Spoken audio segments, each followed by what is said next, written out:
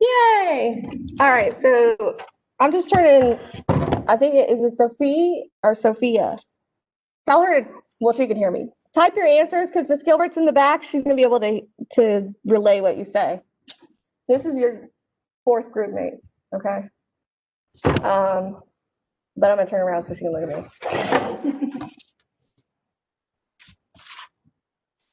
All right, if you haven't yet already, go ahead and put your name on your name tag. Right, please try to work and read it. It might be dark enough for you to read it, but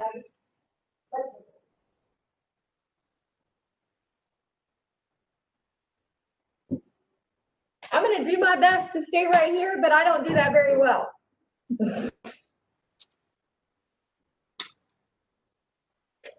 All right, it is, what time is it? 8:32. All right, so from this day forward, at 8:30, the doors shut. They stay shut until the quiz is over. And then they open after the quiz, you can come in, okay? What is your name? In the back. I just have to type it. What's your last name? How do I spell that?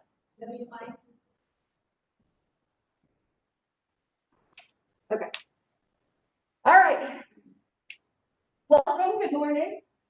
So name tag on. Yeah, I'm already forgot. Trying to stay here for her.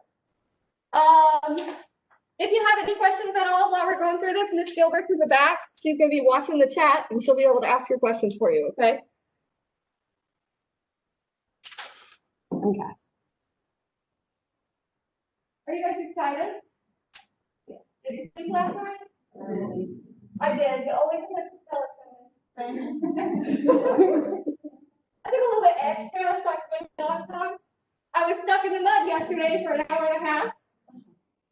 It was my husband's fault, which is true. He did it though. He said when we came back out, we got land in Juliet, so we stayed the weekend there. And when we came back up to it, I said, "Why don't you park over here?" He didn't say anything. So then when we got stuck, welcome. So what time is it?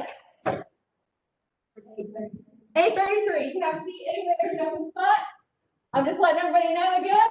At 8:30, class starts. 8:30 is when the doors shut. 8:30 is when your quiz starts. And then the doors will open afterwards. Okay? What's your name, ma'am? That's it. Last name?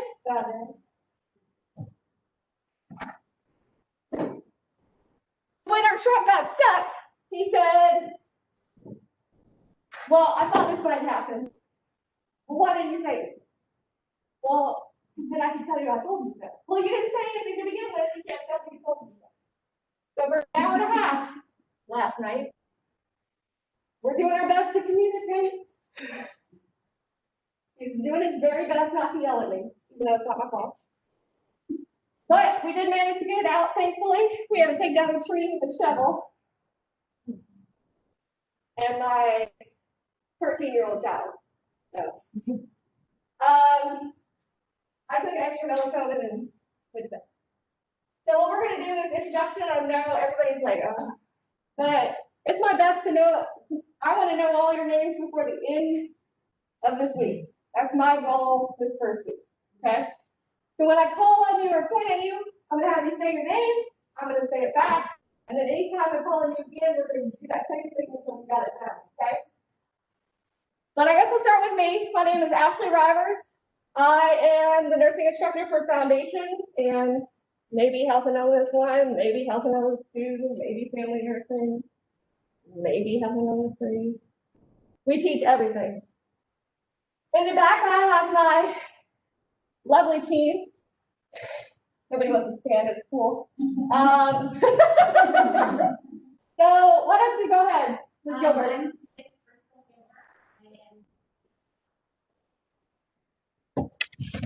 I'm Jennifer Dunlanker. I will be working with the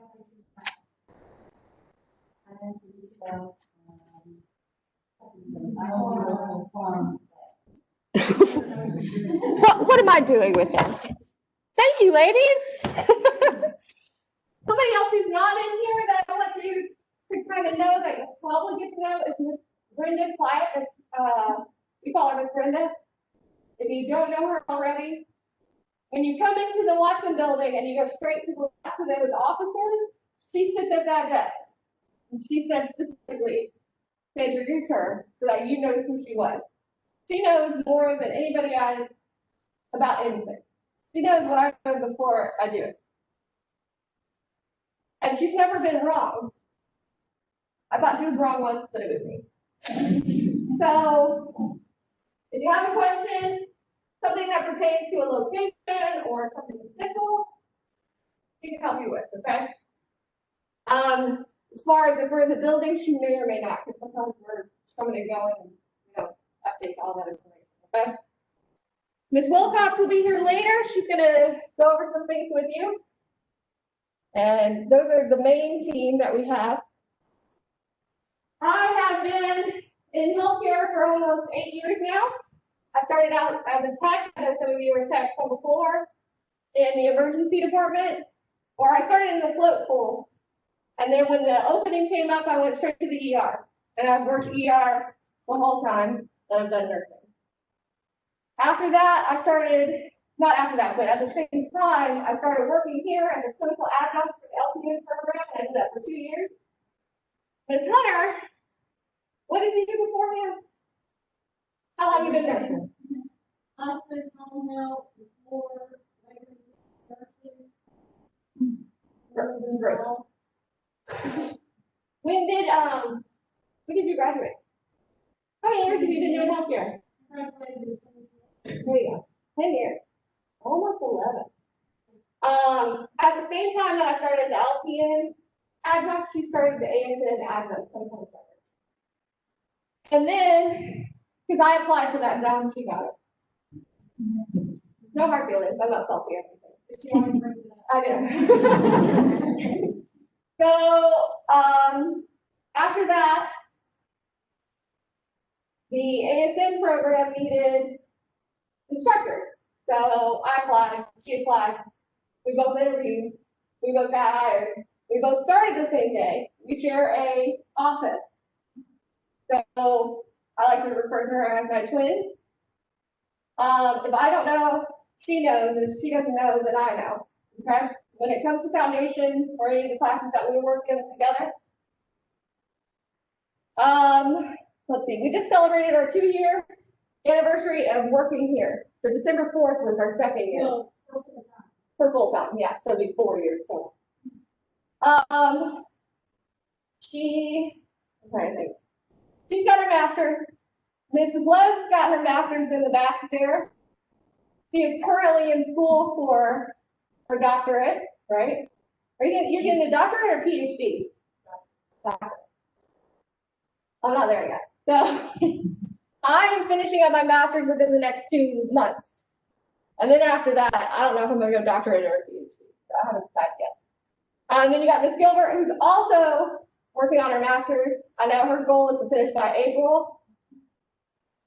And then I'm sure she'll roll right along with us, because I think Ms. Hunter's waiting on me to finish so we can start school together. So that's really exciting, so we don't have to, rack up more debt and all that stuff.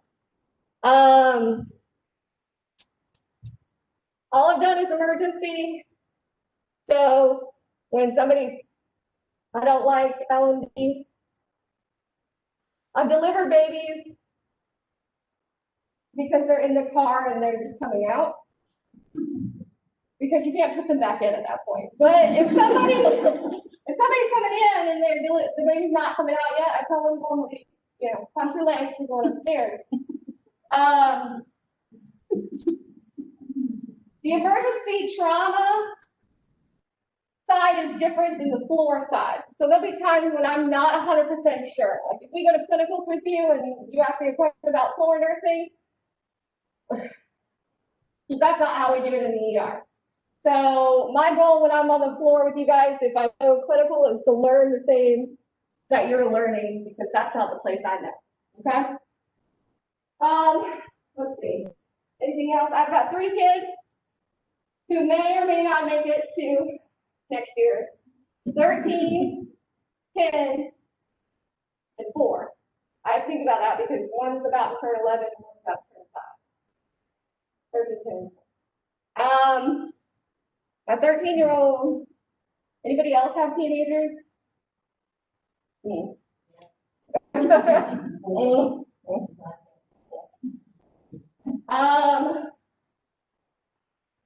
family has 2 dogs. I don't have 2 dogs. My family does.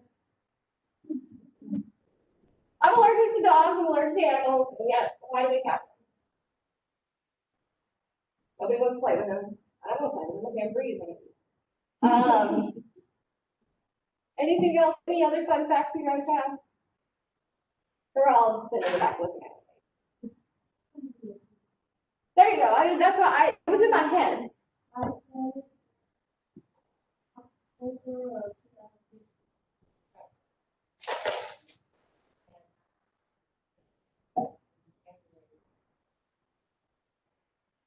She's getting it. So 2 years? 2 years longer than us? Are you working on 6 or are you working on 5? 6. Okay. So we're really not all that far behind. All right. I'm trying to think. I didn't get a chance to think in bed last night because melatonin boost. Okay, so we're going to start over here. Tell me your name. Kanisha. Kanisha. All right. Why did you join nursing? I joined nursing because I just felt drawn to it. I taught for 4 years, and during that entire time, I was trying to get into a nursing program. You taught? I was an elementary teacher. Oh, elementary school teacher. I could not do that. I thought I could. So I racked up some debt trying to be an elementary school teacher. But I realized I would get fired very quickly for telling, children to shut up. I mean, I tell my kids all the time to shut up. So you felt drawn to it? Yes, I have a lot of family members that are nurses, and so they would always tell me about different, they wouldn't say the patient's name, but different crazy cases. And then I watch a lot of trauma, life in the ER. Is that where you want to go? ER or ICU. Those are 2 completely different things. Completely different things. ER is chaos. It's a beautiful, chaotic dance. But if you ask people who have never been ER trauma, they're like, what is happening? But ICU is controlled. I can't even describe it because I can't do ICU because it's just very controlled. Where I like to throw things together in the ICU, they want to track all their lines. Very pretty, it's the correct way to do it. I don't have time in the ER because they're very different and yet still acute care. Well, depends on who you ask. If it's acute care. I have asked this question to everybody. There is no wrong answer to what brought you to nursing. My answer in nursing school, and Mrs. Gilbert and I went to nursing school together. So everybody is telling these stories about their family members taking care of people, and if that's your story, that's great. It came to me, and they said, why do you want to be a nurse? And it's because of the money. Because, I didn't have a job, had 2 kids. This is something that's not going away. It's not a job that, as you realize with the pandemic, everybody quit going to work, except for nurses. Except for some of them. Some of them did get laid because of the surgeries and everything like that, but it's ramping back up. They're going to have their jobs back and everything like that. So not a wrong answer. But welcome, Kanisha. So your name first? Talia, okay? What brought you to nursing? Uh-huh. Grey's Anatomy. She said Grey's Anatomy. They not have heard her? Are you talking about the cases of Grey's Anatomy? Okay. So trauma. Okay. Are you an adrenaline junkie? A little bit. Do you ride roller coasters? You want to jump out of an airplane? Yeah. Okay. When you find that you're doing things, do you get things done? Like we're going. Okay. In the ER, it's one of those things where you're rolling. And if you're like, gosh, all she talks about in the ER is that's all I know. Well, Talia, yes, okay. Oh, and it's pretty on your cup too. Is purple your favorite color? Okay. She's got purple scrubs, purple mask, purple button, purple cup. I did not ask that, but you're just wearing just Lavender is my favorite. oh lavender. That's exciting. So is it Leah or Lee? Leah. Leah. All right. What brought you to nursing? Well, I grew up with a mom who was a paramedic, aunt who was a paramedic. My aunt became a nurse. Got a couple other nurses on the other side and drawn to it. What do you want to be when you grow up? Mhm. What kind of nurse? Possibly oncology, but I'm a scrub tech now. And so there's so many avenues. I'm just really excited to check it all out. Where are you scrub tech at? Associate Surgery Center across from Madison. Okay. I do eyes. Oh, you do eyes. I do eyes. Whose thing is eyes? Oh, it's Miss Hunter's thing. She doesn't like eyes. As you come, if you're not already in the medical field and you move into the medical field, you find that there's one thing that is your kryptonite. And Miss Hunter's is eyes. Eye injury, eye stuff. Mine is spit or phlegm.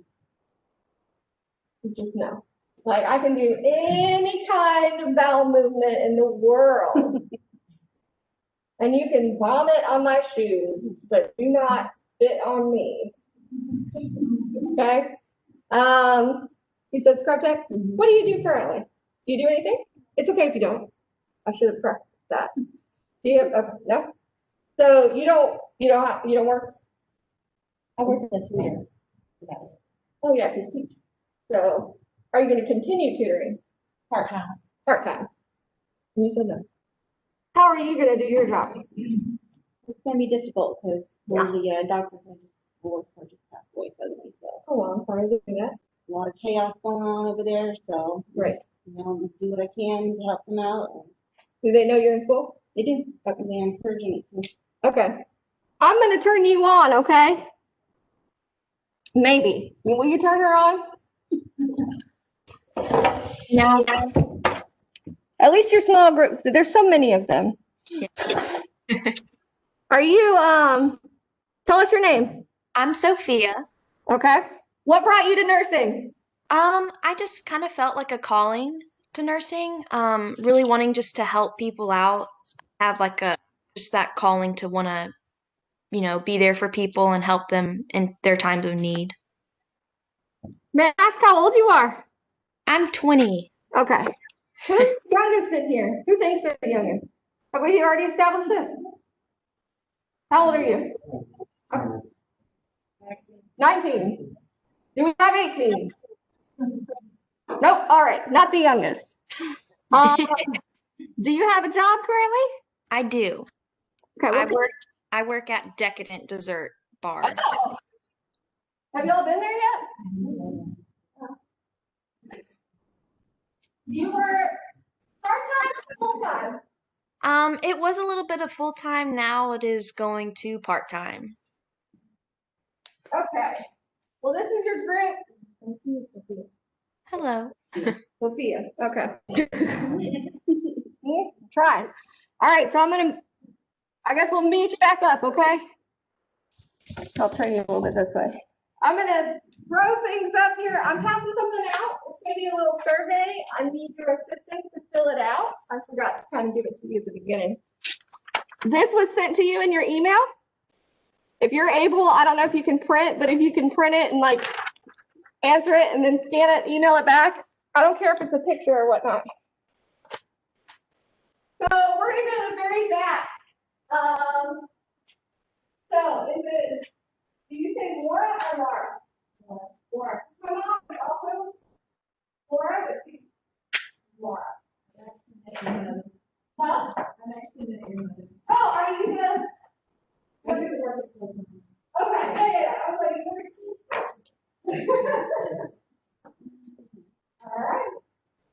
are you nursing? I've always had an interest in healthcare. I think I was always going to get concerned about how the body works. But I think it's a combination of that and the pay. She's not muted. I'm trying to change it.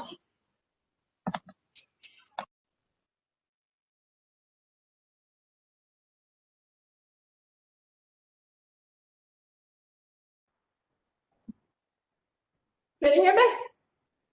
Okay. Where are we going? Okay. So do you know what kind of nurse you want to be? Surgical? OR is actually, I have a couple students right now. Is it available to you at all?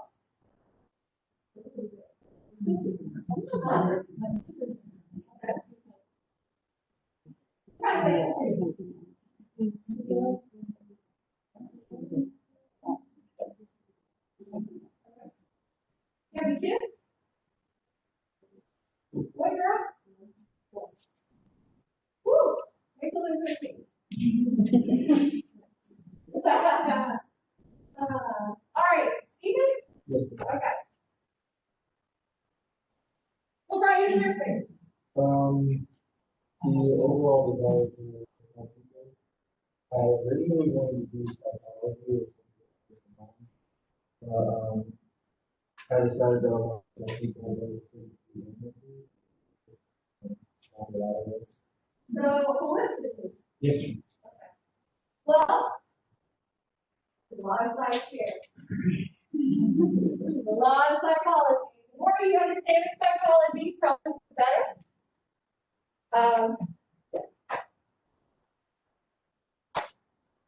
You got a kid, job? I do have a job. What you do? I currently work at Where? What you? Kelly's Where at? in the day. What does that mean? Is that? Yes, ma'am. Well, we're all the food things going on to deal with it. I have not ordered the hot food yet.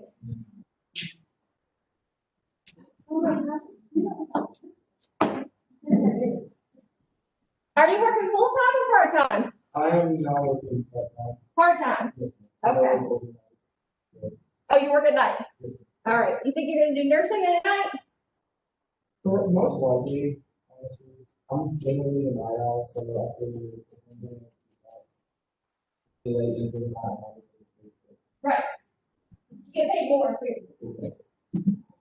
All right. Mackenzie, what brought you to nursing? Well, right now. All right. When I was a pediatric side, I wanted to. They always just come to me like, then all of my needs. Waiting. Oh.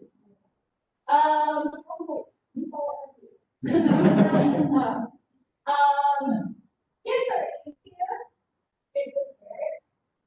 And that's where some of that psychology comes into play. Yeah, you know, kids. These are great. Really good.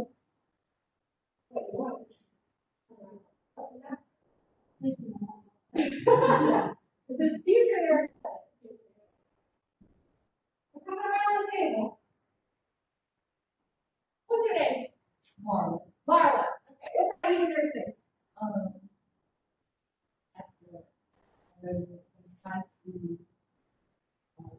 I decided to go to the military. Okay, what grade? And Okay. I led, my career, kind of took up my job, and I was med for 4 years, and I enjoyed it.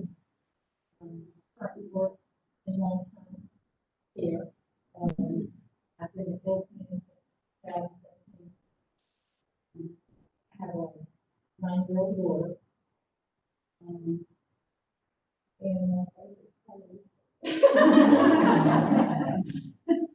Oh, well, you covered everything. So, I'm gonna try to write it here. You did, oh, you want to be psychiatric? Okay, I keep them. All the like,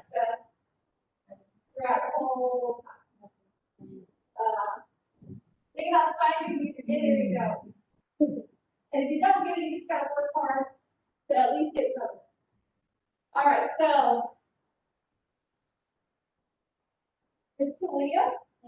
It is.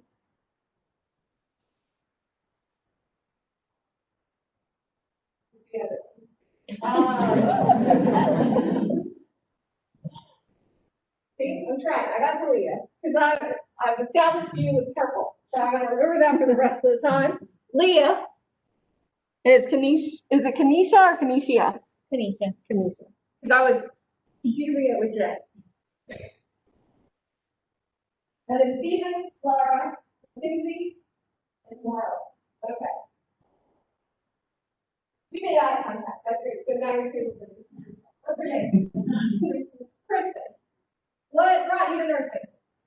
Well, that's not that person, but really church and something, like, there's a hospital. It wasn't until I started working with nursing stuff. It's something I could do. I didn't do it. More of a purpose. I was thinking that. Hello, were you report? Where? Oh, we're here. Yeah. I would have put like $1,000. Yeah. You have, what I call that, sanitation accent. You have a coworker, you meet her in, foundation lab. I just imagine her one of those big curly dresses, like out on the whiteboard, like the wrap around the whiteboard. She is the nicest person. Isn't she? I belong to me. I felt really bad. Well, she quit. You shouldn't feel bad. She gave it up. Okay. What's your name? Yeah. What about you?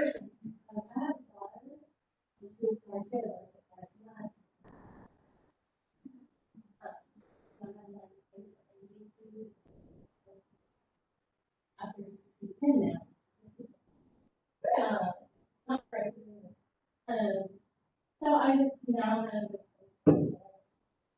first we want. Are you gonna go pee? I want to be, but I want to. I work at me.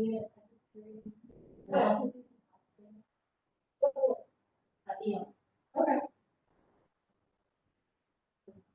I want to go pee, but I like it. Well, pee, read it well enough. That has to be. Yeah. Turn on the name.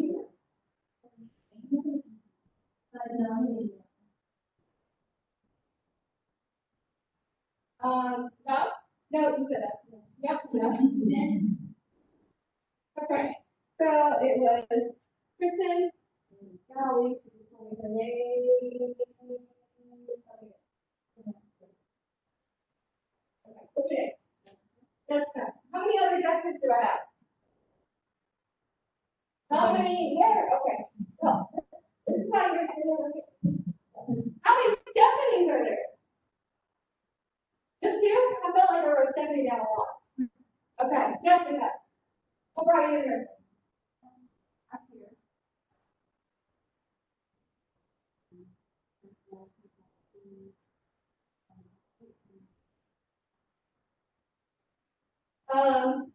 You said you did hospice. She said she was, Leah wants to do, well, you mentioned oncology, correct? Mhm. Well, that was kind of, not everything together, so I need to, first it up. Her all body and math. She's a teacher. What's a teacher always do? You want to know?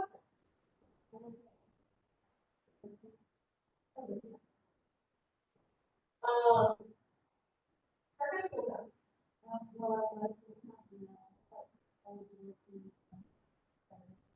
Okay. I think that's pretty good.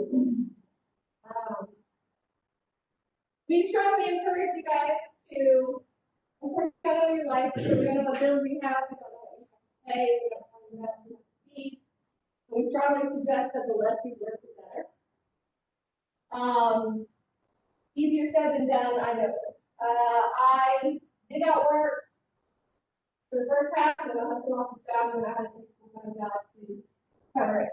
Now, I will say I did fail my first semester, which is the semester I had to start working full time. And came back to the right now, I'm not saying that. I was just probably. And then came back into the full time. It is perfectly doable.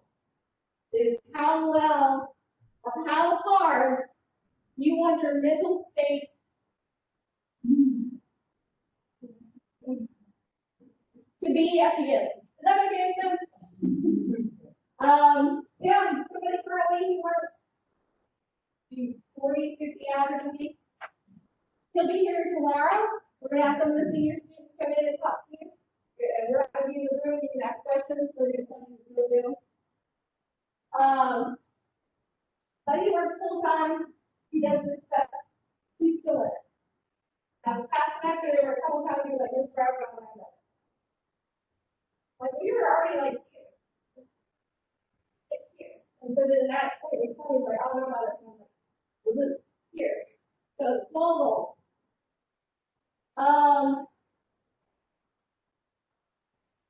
You're looking wood? So what's it like? The data? Okay. What brought you here? The pay and travel. The pay and the travel? Okay, yeah. Do you have any nursing experience or healthcare experience? What kind? Long-term stuff. Long-term care. More like long-term care. Yeah. Okay. What do you do long term?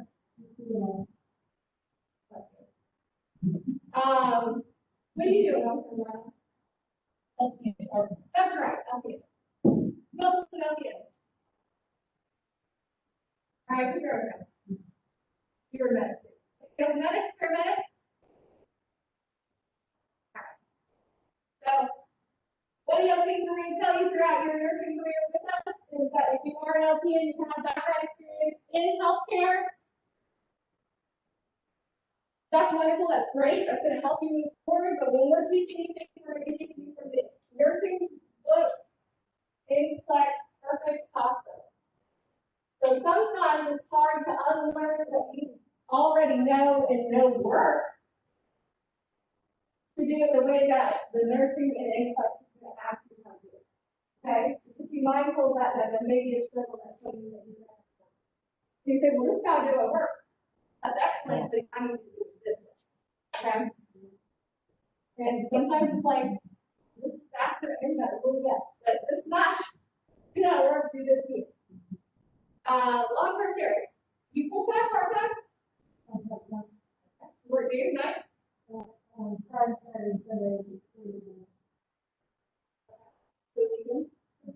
doable. You guys stay long-term? Or do you want to go? No, I'll probably, I was thinking about it, but then I was probably trying to open it there and like, try to go to the hospital, and then to the field, to the hospital, and the, Oh, at a long-term. yeah, They have more than a year. yeah. I mean, we have stuff that, you know, popped off right now, but we don't know how to do it every day. Well, even at the hospital, you're not gonna do it. So.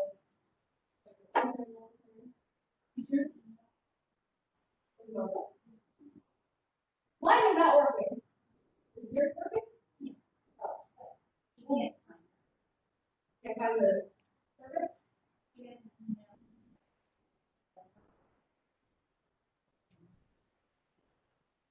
Perfect. Okay, I'll give it to you. My email isn't working. So, email. Jessica,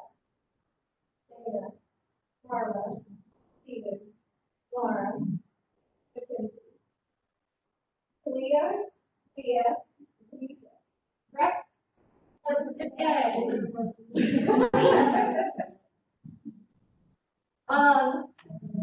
They say that you can identify people's names and sounds in the first, like, 2 syllables that I'm facing.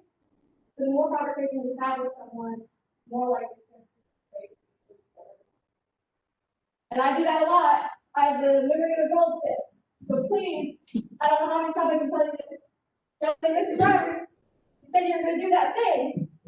Sure, email it to me. And then we later, you didn't do that thing, well, did you?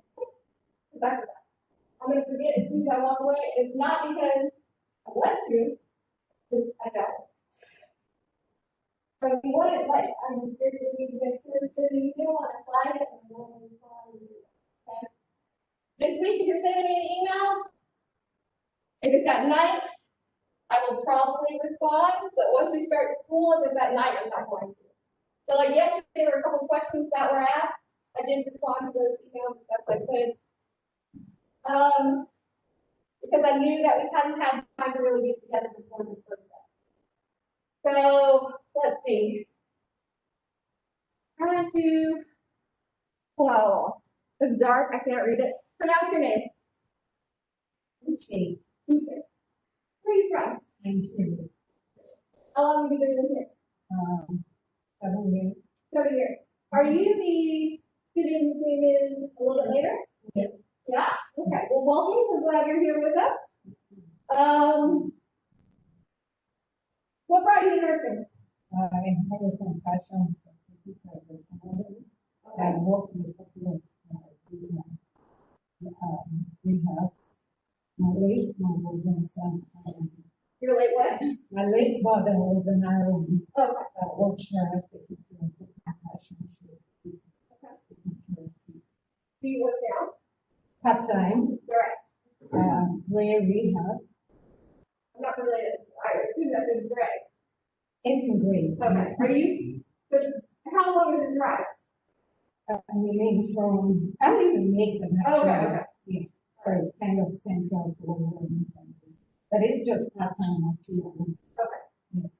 Is that where you want to stay? When you finish and you I graduate? have, my mind changes. You have, with nursing, sky is the limit. Like when I first started nursing school, like I said, it was because of money. It wasn't because I did a bunch of research and I said, that's what I want to be. So halfway through nursing school, I said, I really should make it my money.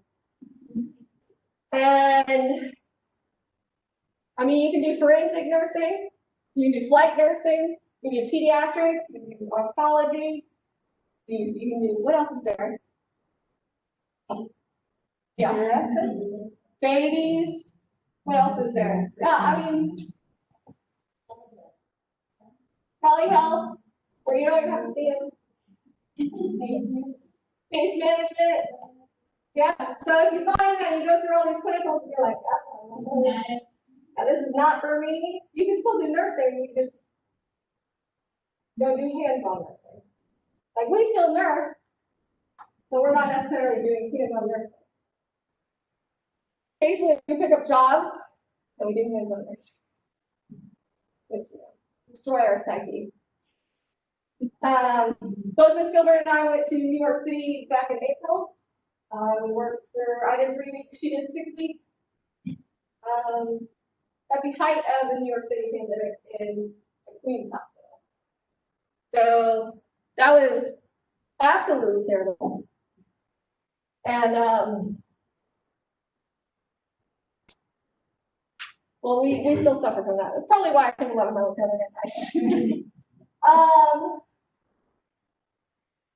Pronounce it again for me.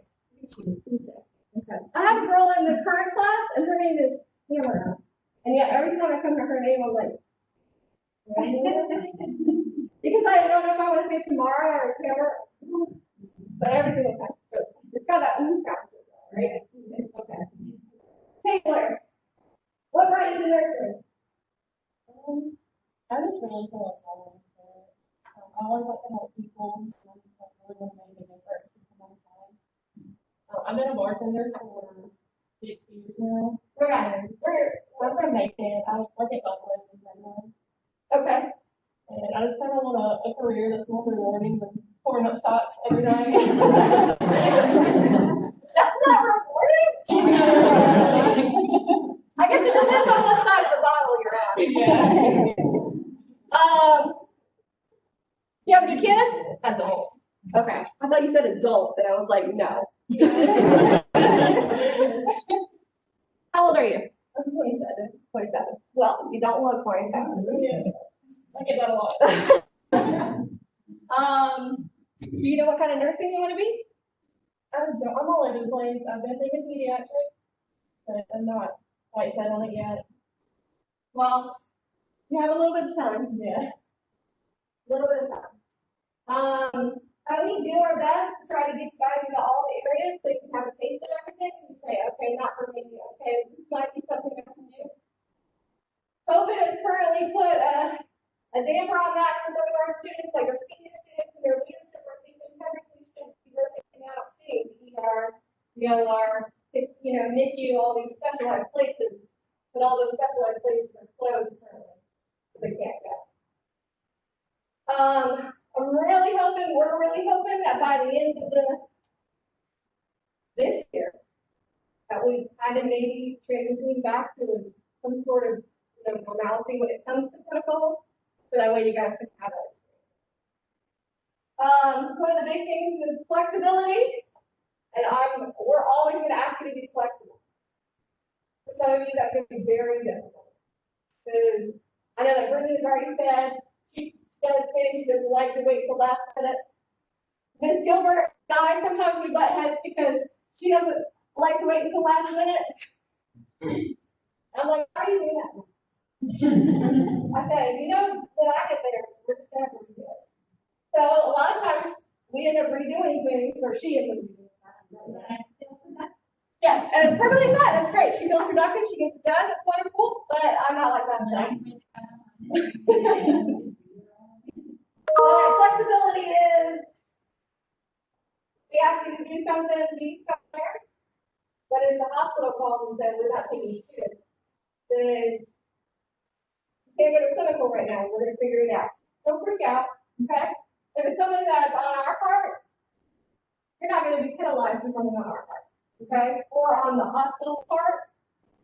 Now, it's different if I say, hey, be a clinical this time, at this time, or whatever, and you don't show up. And don't be like, well, I'm just being flexible, driver. Like, that's not how this works. A lot of times, if we say one thing and it has to turn into something else, it's because of things that are out of our control, something that we can't fix at the current time. With COVID, it is a lot that changes. Currently, right now, we're allowed to be here. We all have to be masked up because we're not in the big room. Today, tomorrow, we'll be in the smaller room, and then Wednesday and Thursday, they'll open up to the big room so that when we're sitting at our tables, we'll be able to keep the masks off. But, Wednesday, they didn't tell us that we can't have anybody on campus, okay? Now, we're prepared. We're prepared to go online fully, okay? Because we have already done that this past March. And as you can tell, we have a student who is currently not able to be with us, but she's here, okay? So same thing applies. If you are in any kind of quarantine or any finger stick or something like that, just let us know. Now, if you're experiencing symptoms and you are sick, I don't expect you to sit at the computer and, be sick. Does that make sense? But if you're just out of quarantine, the expectation is that I'm going to set you all live like this, will be available for the class, okay? Oh, it's like I just went through.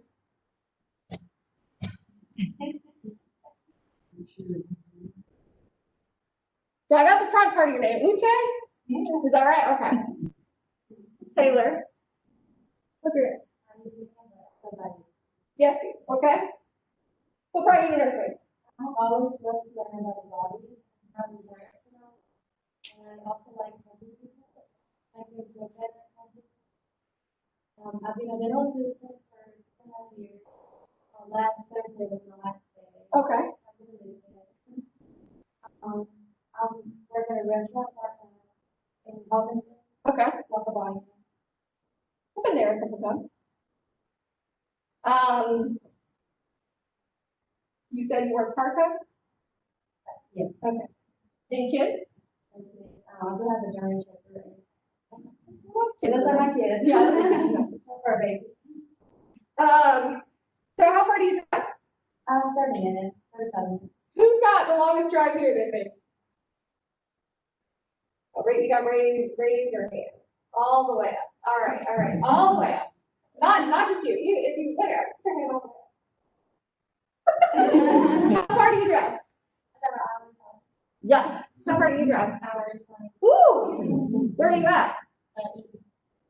I don't even know where that is. The south or north? Or east, where is that direction? Okay, just be careful. Okay, both of you. Well, be careful anybody, but be careful. Especially on mornings of clinicals and when we start doing our labs and stuff like that, it's dark. And deers can be anywhere, but along your other road, we'll let you know. So about 30 minutes? Yes. Okay. It's German Shepherd, cat.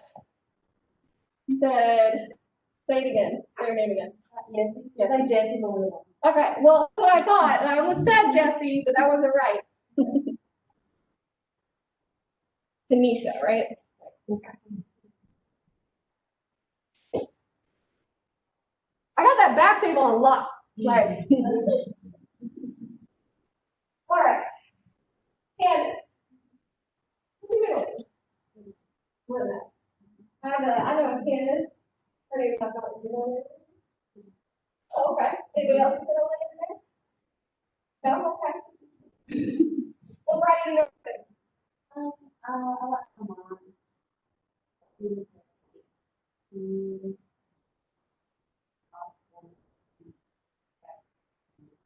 What's your favorite? Oh, back problem? No, medical issues. Okay, I was just wondering if you had any back. Well, something that the reason that she wanted to do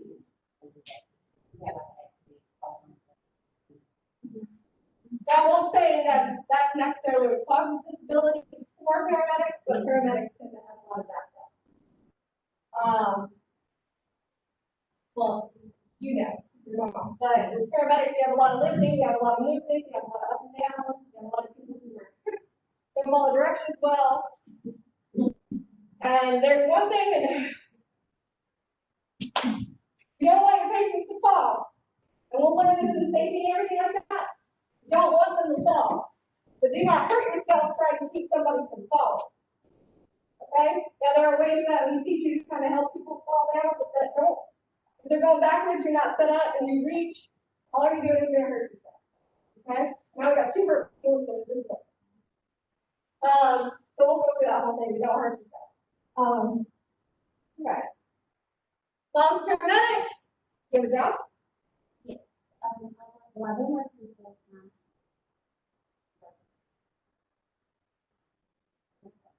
Okay.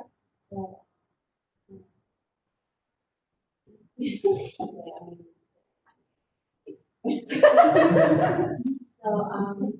yeah, so that's something now. I need a baby.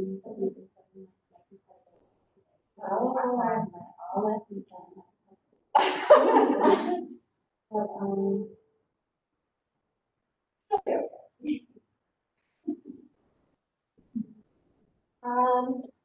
Part-time, what kind of nurse do you want to be? I have good luck. Oh, CRNA. Wow. That's the money right there. Boring. And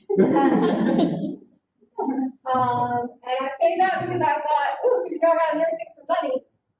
I was like, that's where I'm gonna be, but yeah, boring. Yeah. But,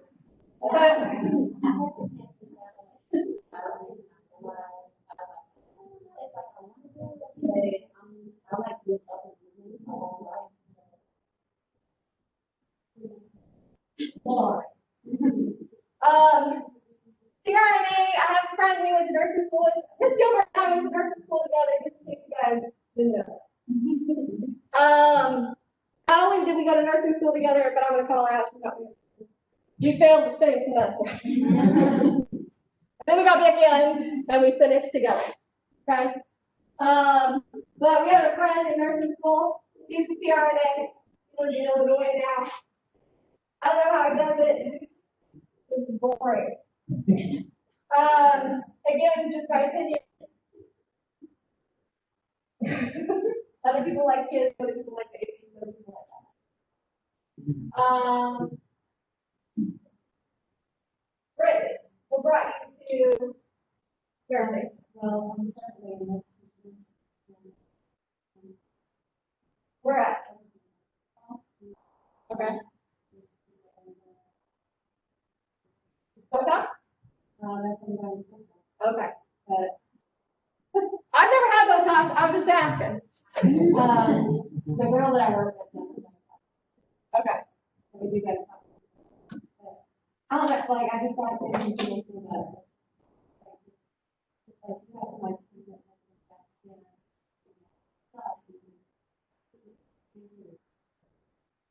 They're calm. That's excellent. I know that those talks already make good money. Or there's good money in them. I have thought about it. Not giving Botox. Botox? Giving Botox? No. Giving. So I can make money. Money. That's my husband's fault. I used to blow through money like there's nobody's business. My husband is a CPA. So I've learned some money stuff, but yeah, anything that's money. Not that I make money here, because I really don't. But I do this because I love them. Yeah. Nobody wants to be a teacher?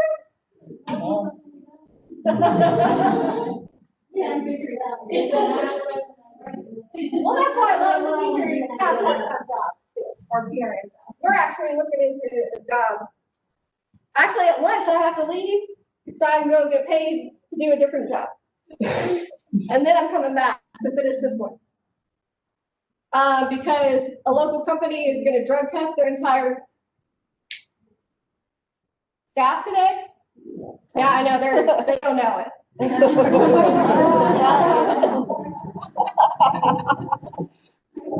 So I'll be coming in, I'm gonna make my $400 for that movie. I don't know about the rest of it, that's it. Let's see. I'll leave. I wish I had a better memory.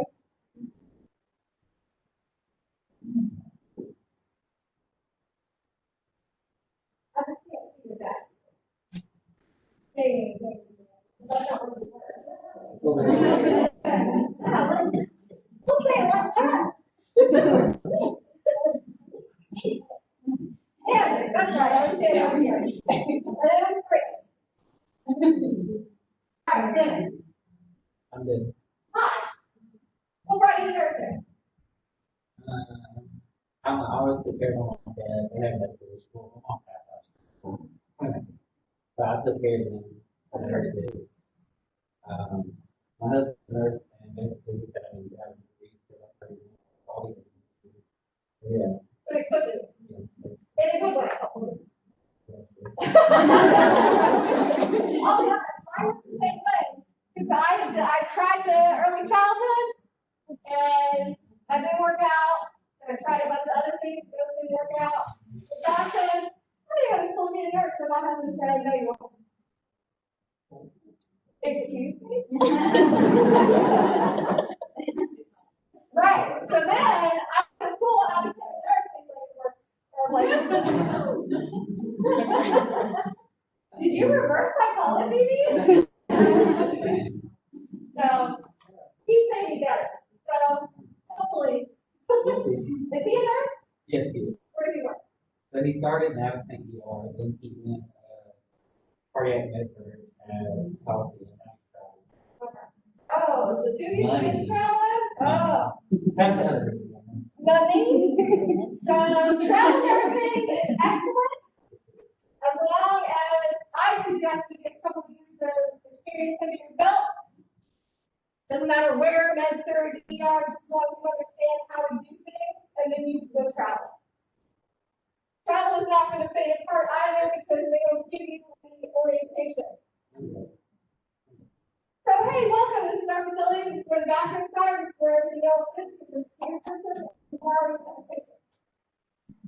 Or today. Or today. And once that happens, you're the travel nurse. You're making way more money than everybody else in the facility, so you're gonna get the worst of the side. I mean, I didn't know the charge nurse, I mean, like,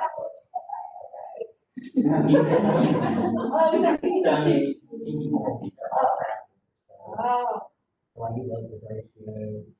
yes, because the travel nursing, if you got agency, they said, minors cannot take more than X amount of patients. Minors cannot work more than X amount of hours. If you don't have a sub for minors, they're gonna leave and you're still gonna pay it. Okay? So, but the problem is, you're gonna get the worst assignment, and all the other nurses are gonna get all the extra work, and you welcome something out. But the way I look at it, you're getting paid 2 times, 3 times more than what we're getting paid. So yeah, you're gonna get a part time if you want.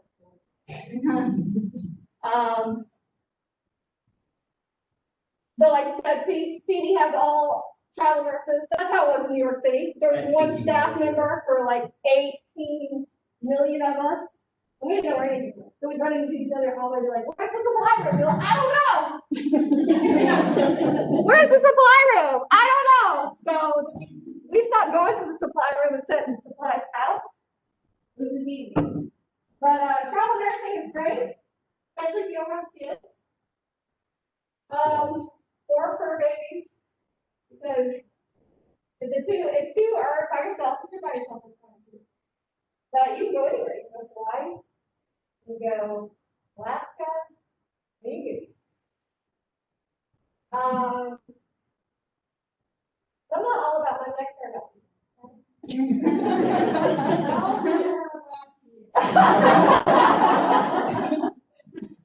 Oh, I'm wounded. So, travel nursing. How long have you been here? Oh, okay. So yeah, okay.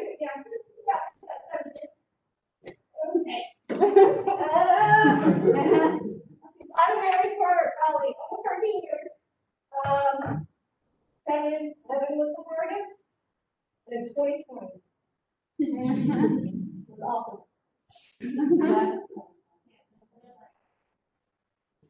Huh? Oh, you're at 7 and 2020? Oh. That's divorce. Yeah. Oh no, I don't think it's 7th year and 2020 time at the same time. No. I'll be living by myself. And I told my husband if we got divorced, we weren't doing this Sunday to Sunday, we were doing Wednesday to Wednesday. So that way he can have the kids Wednesday to Wednesday, and I can have a weekend all to myself. And then back there. Actually happening. You have these conversations at year 7.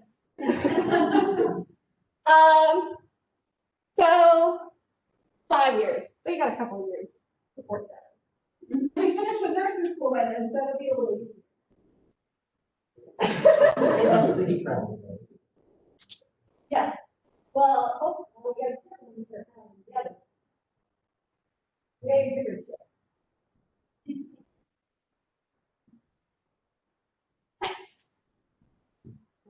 Mariah. What brought you to nursing?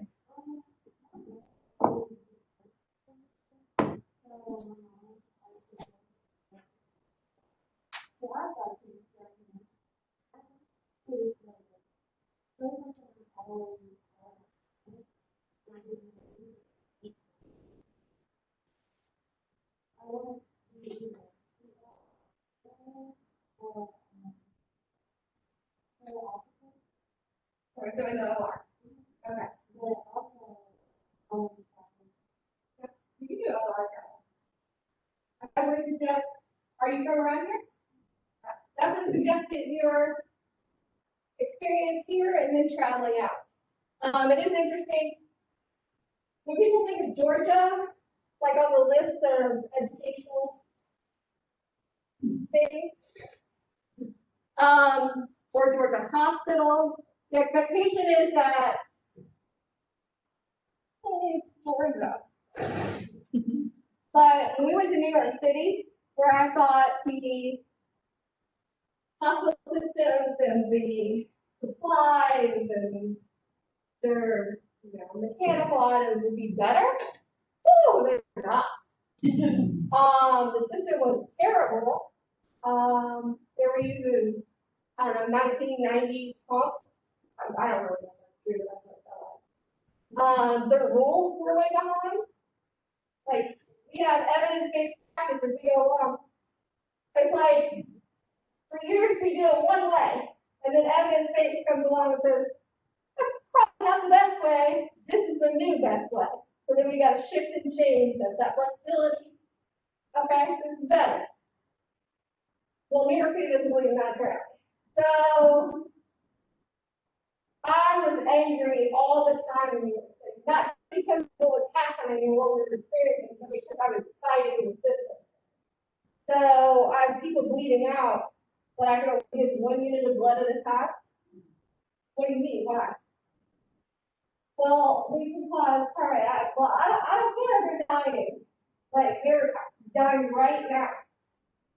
So 1 unit of blood is not fixing their dying. Like, I do 3. So I found a way around the system where you go into the computer, log it in, I go pick up the blood, come back, hang it, go on the computer, go pick it up, hang it, and then when I've got 3 units hanging, and somebody finally comes around, this is my blood, well, it's too late now.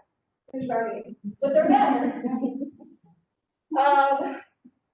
Yeah, when they started, it was so bad that we couldn't, there wasn't really any charting. I don't think I charted anything. One, I didn't know the charting We system. finally started charting at like week 5. That, yeah, we were And I had to figure out how to chart. Nope. By week 3, it had calmed down enough that the A&M was coming around telling me I need to do things better or different. Not better, but different. Yeah, I'm so like, then they y'all started, don't need me. when their staff nurses started coming back in, they put 1 staff nurse in each pod. Yeah. With all of our travelers, and we would just do all the stuff, write it down, and that staff nurse. Yeah. Because we all was like, I can do this, I can. Like, the staff people would come in and just, I think blood's the only thing I'm charting. Because you can't, we could get everything else without the blood was the only thing. Also, their LPN. They can't do anything. They don't do anything, they're like tech down here, LPNs up there, they had like, Yeah. So like, legit, LPN had to go get a pump. That was the rule, that we couldn't do anything. But evidence-based practice makes us better, change makes us better. But Georgia, surprisingly, is ahead of the curve on a lot of those things. Okay, so you get your experience here, and you should be able to. Because they have just less resources where you learn enough. And when you get out there and you have all these resources, you're like, wow, this makes my job so much easier. So, Mariah, good. Great.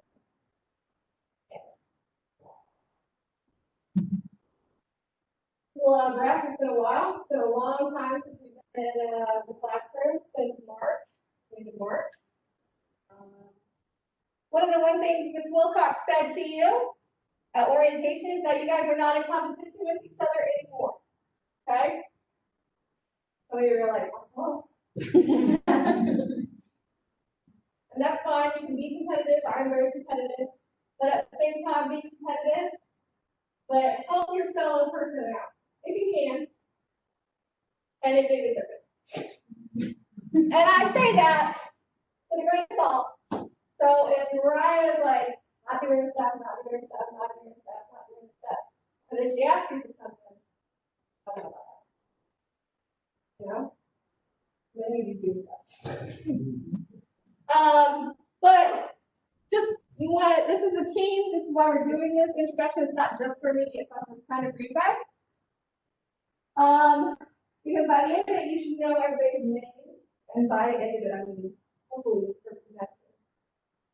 Earlier, we saw students who, since they've been in the classroom together since March, they don't even live there. But we're still looking at the criteria. So your name, full name. It's P-E, okay, Denise. And you're the others. What brought you to nursing? Money. My uncle had, I had already.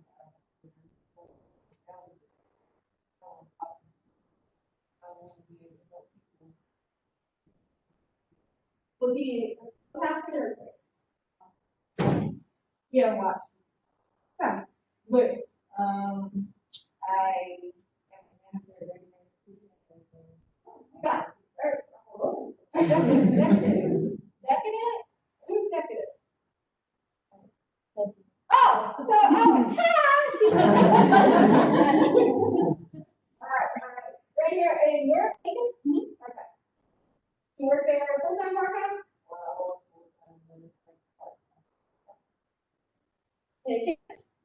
Well. You never know. Oh, okay, cool. And, oh, let me ask you this question. Is anybody pregnant? Which is perfectly fine. It's just if I need to know, so we can start planning. Somebody will be. There, before the end of, before the end of your graduation, before you guys graduate, somebody's gonna have a baby and be pregnant. Or get engaged. Yes, or married. Anybody engaged, get married? What? How do you raise our hand, Kevin? There we go. When are you gonna marry? Okay, after you graduate, is the answer to that question. I don't know how these situations, but even a year after you graduate, one, kind of settle into your years, and two, my opinion, destination wedding is the way to go. Okay, everything, you're like, yeah, sure, okay. I promise you, 100%, if you get married regular, when you're done, you'll be like, yeah, I should have. And I told my friend that, and she got married regular, and then when she was done, she's like, and what about what I don't care. I'm gonna get married in Hawaii. You can't make it all. I didn't do that. I know, I'm trying to think.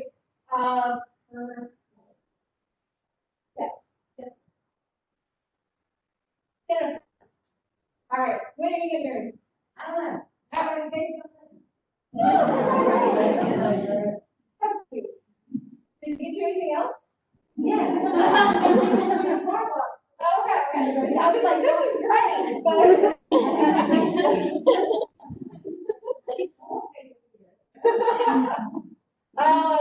You can get married whenever you like. I just suggest that you do that. We've had a couple of people who had planned during nursing school and said that was a bad idea. But, you know, I can tell you all these things. I did that.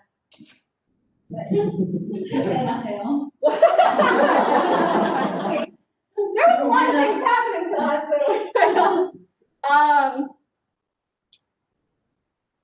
destination wedding and after graduation. Make sure you have enough money to get your parents there if you like your parents. That's pretty much it. All right. Mariah. Denise. Is it? Or C? Denise. Yeah. I like to know the full name and then I'll call you. Yeah. Okay. What's your middle name?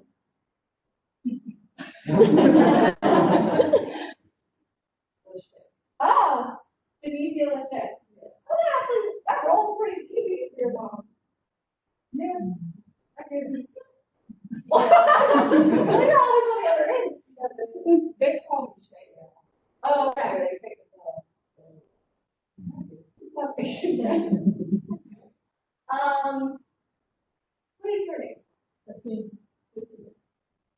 What brought you to nursing? I was the one that had to take care of it. My mom. And, I became, I'm like, I couldn't.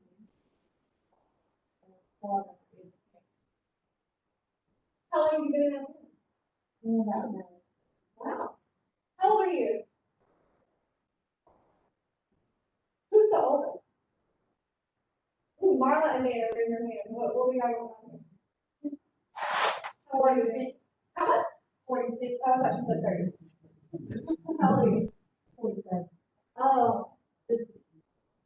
Our oldest currently is, how old is she? Oh, no. She's in her 60s. I was thinking 62. No. What?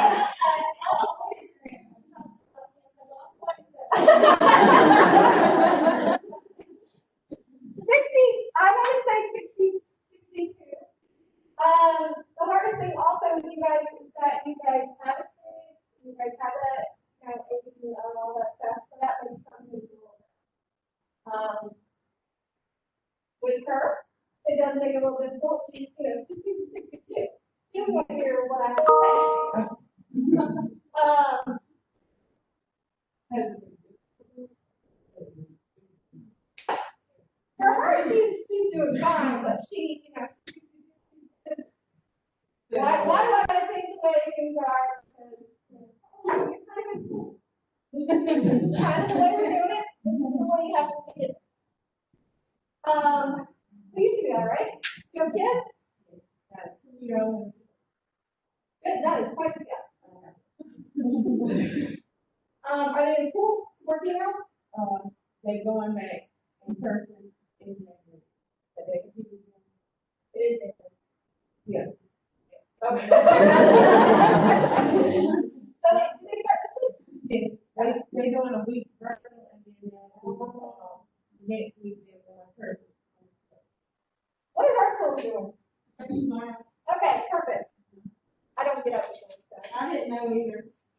Yeah, but your daughter's doing virtual, or she going in school? Okay.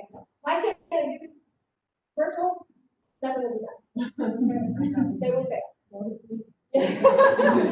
Play games, fail. Not many high school, not many.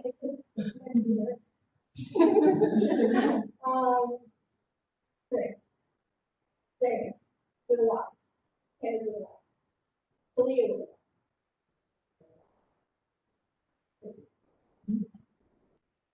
Yeah. All right. How old are you? Okay. What brought you to nursing?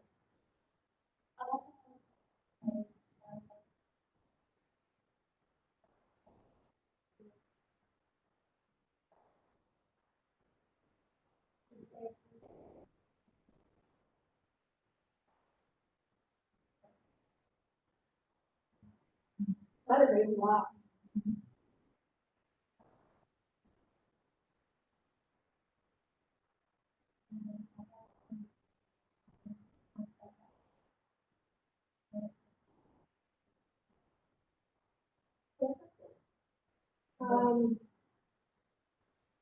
You just keep us updated, you know? Just in case. Let's see, what else? Do you know what kind of nursing you want to do?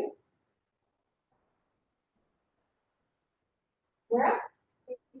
Oh, there, okay. Good luck. I was at work early.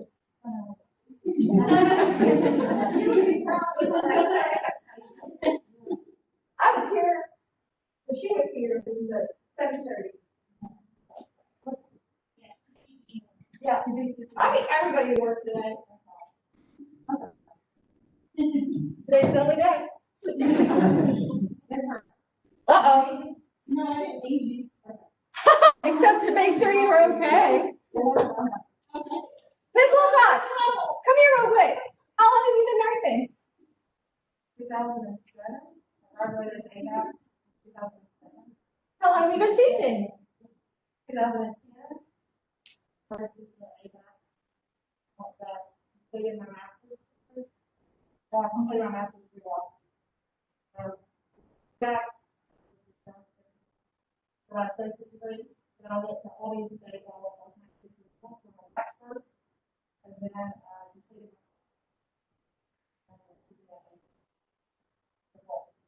So you got 2 kids. one. I was gonna say one was through up today. One girl is one in the fall, about half a mile from the school. So I turned back around, I think. She's saying, And I live 40 miles from their school. So, well, 40 minutes, probably about 30 miles. is she? No. Okay, so it's hard. It's hard to say. She was not sick, because she was excited about her new tips on it. Oh, Yeah, she was ready to go, but she got sick. You ever remember like the little bark bags this year? Yeah. We're cleaning out the car, and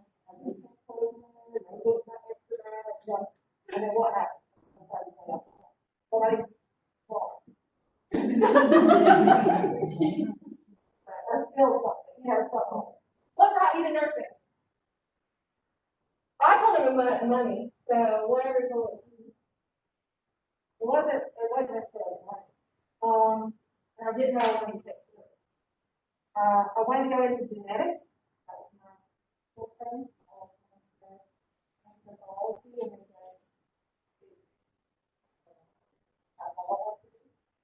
And I met an advisor who said, you're going to be in school forever.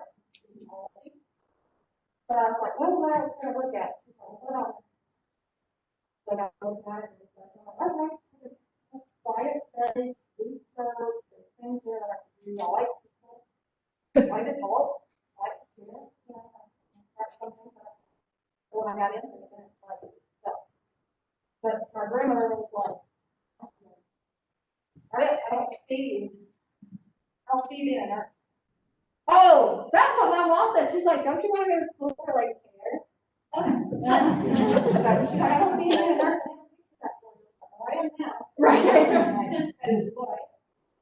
And then when I ended up going back to school for my master's, that's what I pictured you doing. At college. Well, at least your mom said, I, you know, I ended up.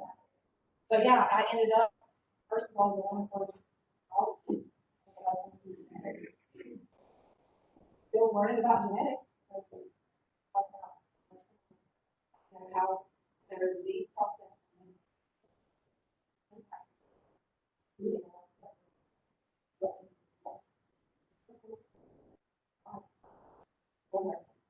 I love teaching them more than I love parenting. You have patients. Really? Somebody that can. And that you carry, you know, so I'm teaching you to be able to take care of people. I think there's anything else to put you on the spot. That's pretty much all the questions. I have 3 dogs, a pig, a husband. My husband's not in health. He's totally opposite. But he handles the people the girls better than I do. Again, after everybody else. But yeah, he's farm.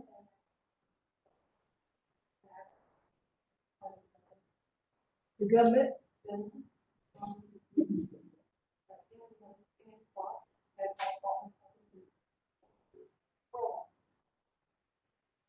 So you think trees? I mean, And these are not in schools. oh, Southern Mountain. how long is your drive? About here. We have an hour 20 and an hour 5 from Eatonton, which is fairly deep.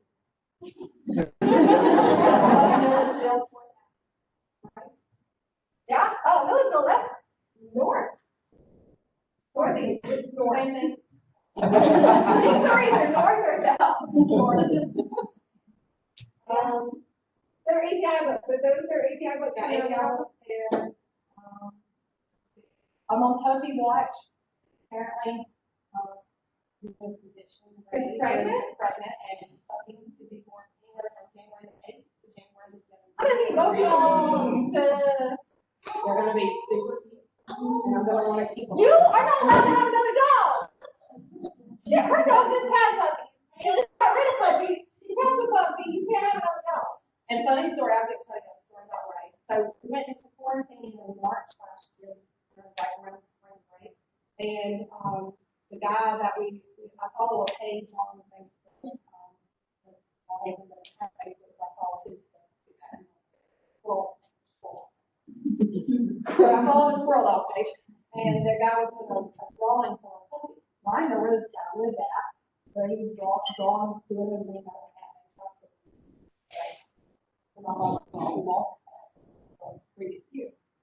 Well, then I get my name drawn, and we have a win anything. It's like I won the name lottery. We had to go all the way to the Mississippi Alabama border to get this dog. So a little over 6 hour drive one way, from our house. And so it's the middle of quarantine. You don't know what you're supposed to be doing. Lockdown before the border was closed, you know, people coming in and out on I-10. So we couldn't go that way, so we had to go through like to Gulf Point, Mississippi, Pastor and all that. So we were down that way. We drove non-stop to get this dog. Got out a couple of times to go to the bathroom and get gas. But April Fool's Day, I got ready. So I want to offline during quarantine. And like, we masked up, you know, everybody out there, like, and then that was we didn't know what was going on. We went on April Fool's Day. Is she the one that worked in, like, No, it was that one. the other one was the other one? Got an interesting life. Got some dogs and kids always, and then always, just always. Y'all need a funny story or a pick me up? One of us. We got it. Y'all probably got them too. You have to learn. If I can tell you anything, we're nurses. Cry, laugh, mad, feel the emotions, experience them, great. But remember in the end that this is all we want. And it's just a little small bit of time to what your career will be like. Small amount of time, small amount of stress, small amount of extra stimulation. But that's a wrap. One minute of a while. Get one out. Don't care. Laugh, talk. Everyone walk. Customer. Netflix. I'll be back second. Yep, Won't answer email. right, because we were here working last week. Bye, y'all. Okay. Where did we leave off? Yes, ma'am.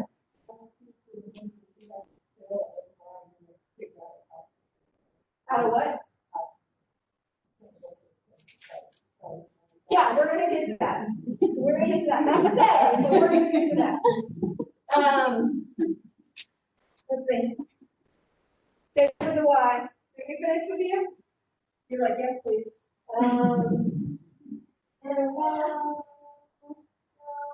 You're good? Okay, adult. I don't know. Or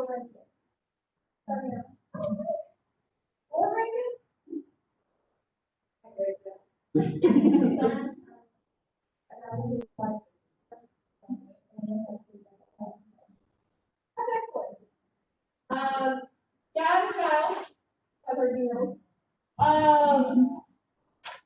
And when I was 6 months pregnant, I left a boyfriend. He wasn't good. So, I don't like it when people eat in bed. I don't like crumbs in my bed. I don't like the princess of the sheet kind of thing. If I feel it, I get up. I gotta change the sheet. Whole thing. He wasn't working. I was working, pregnant. I came home, we were living with mom. You know, I was still pregnant. And 5 months pregnant.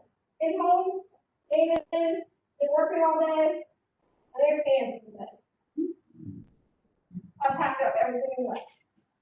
Like, obviously, they've had problems before this. But, yeah, your mom was coming home.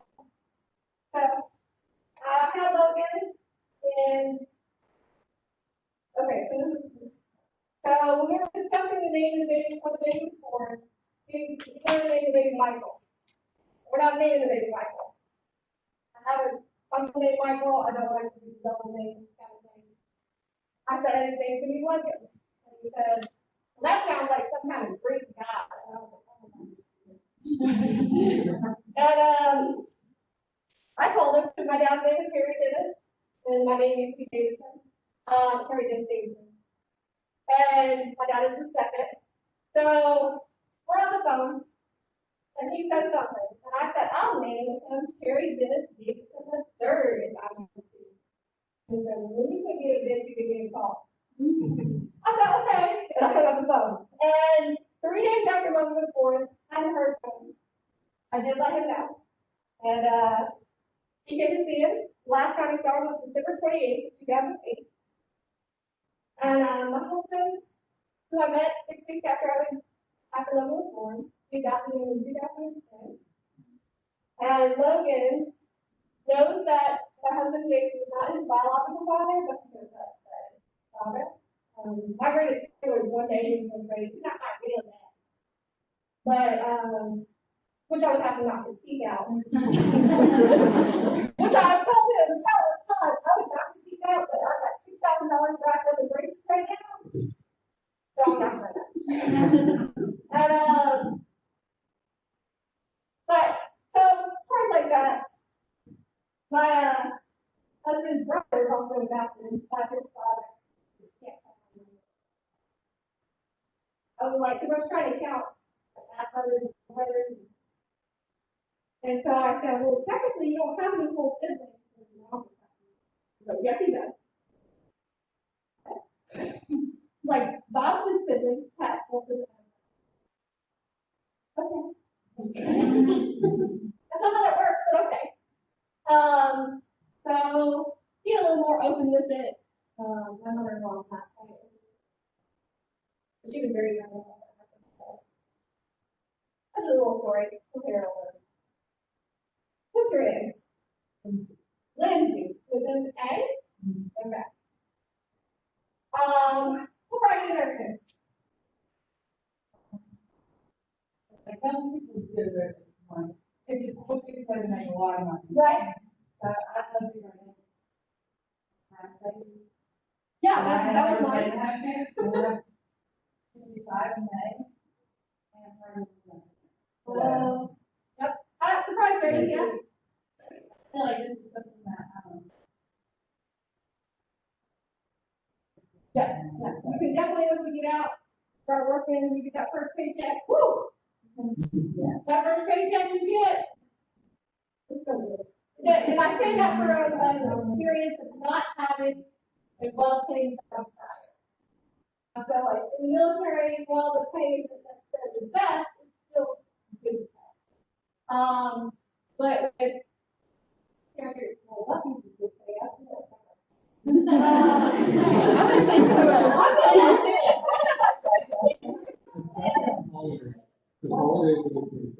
well, you pay double? Well, and we're only pay time and a half. But yeah, we're like 24 per minute.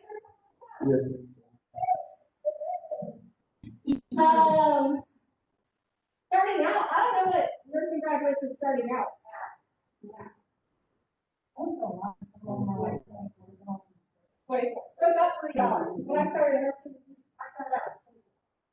So, but then you have your night shift, which is $4 to $6, and then you have your Saturday or Sunday, weekend shift, that also takes $38. Night, Saturday. But yeah, we thought about it. We're like, what make money there? But surprise, that was Logan. We'll do it to wrap. You know, I went to the hospital, thought I was gonna get a track infection.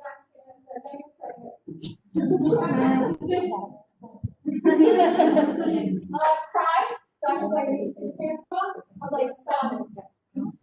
The one good thing that I had followed, they need to have. Like, okay, second. Because I called my mom, the mom, I'm pregnant, she's what? But it worked out. I love my son. Yeah. And hopefully we can work that.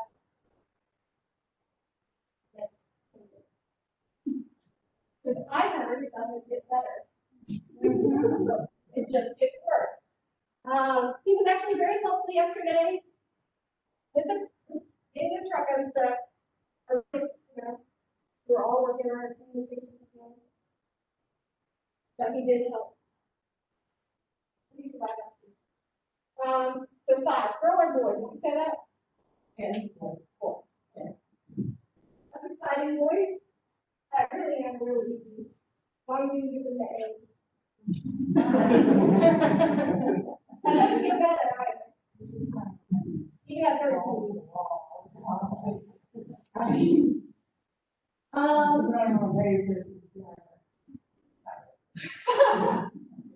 think my 13. Who's got a 13 now? You make it perfect? Well, I just tell mine, everything needs to be alive and not alive. So most of the time I come home, my house is dirty. I expect to get comfortable in my house. I just now have to figure it out on that when I come home. So my expectation is that the house is a wreck and I walk in and I'm like, that way my feelings are hurt. So, Katina, yay. Nope, what's your name? I ain't even the one. And then again, what's your name? We're gonna jump. What's your name? Jessica. Who's the other Jessica? Okay. Jessica. What brought you to nursing? Okay. Okay.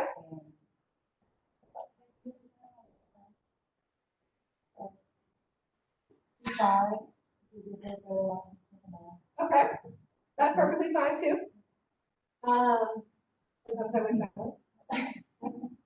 Isn't that right, Miss Hunter? She said she's a single mama, so that's fine. Sometimes I wish I was. Me too. Miss Hunter is married. She's got some kids.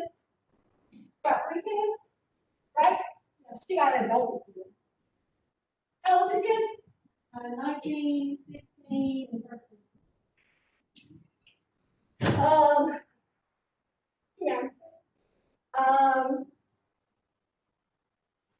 So that's okay. You work part-time, full-time? Okay. Where do you work at? Okay. In Houston? Okay.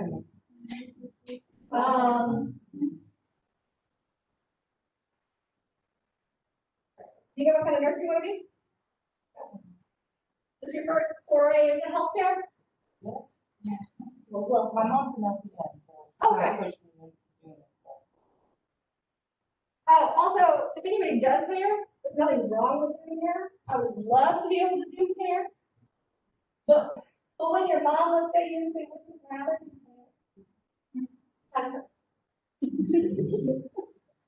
So I thought that I really make sure I address that because this is how my hair is going to work every single day. It's the only thing I'm ever going to do. How do we raise our hand?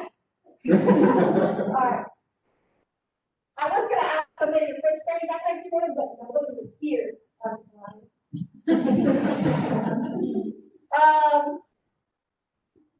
So that's okay. You don't know what you want to be. That's perfectly fine. You have 25.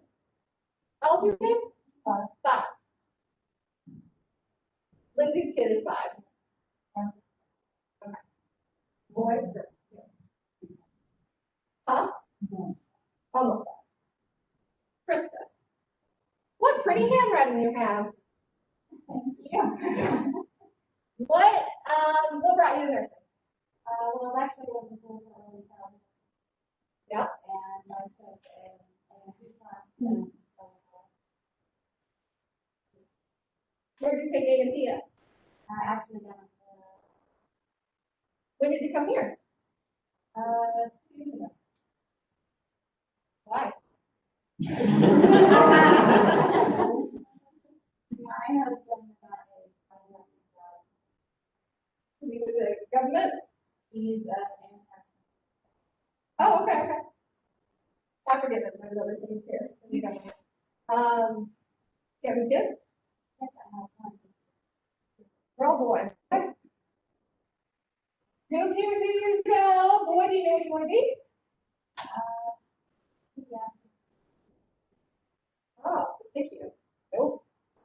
Nope. I did my pediatric rotation, and at NAPCT, I went in, and there was this child, and all these things wrong. All these things wrong. And he had several tubes. When he cried, he could not cry. Like he cried, but he did not make sound. So he's crying, in tears, and he's like physically doing the crying, with no sound. And I'm looking at him, and I can't pick him up. He's got so many wires. And the mom had just asked for like one break to step to her car and come back, or the garden, or Foster, whoever she was. And after that, I went and acted for my instructor, and I didn't go back in there. So I'm gonna do that. And I don't know why, except for maybe because I felt so out of control in that situation. And you know, kids, you don't really want to see them in that kind of something. But that's how I started my dissertation. So and I went and hit my instructor.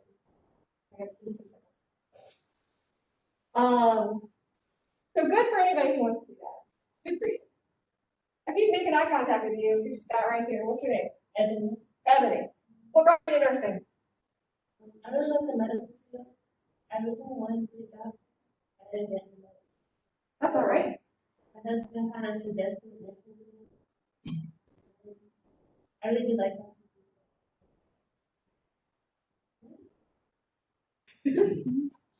So, married? How long have you been married? 2 years. Congratulations. Marriage is hard. 1 year, 7 year, 12 years. Those are the hardest. I assume the next hardest is 16, because that's when my parents got divorced. That's when my husband's parents got divorced. I don't know. When did y'all's parents get divorced? Then never married. I would ask Miss Hunter, but what?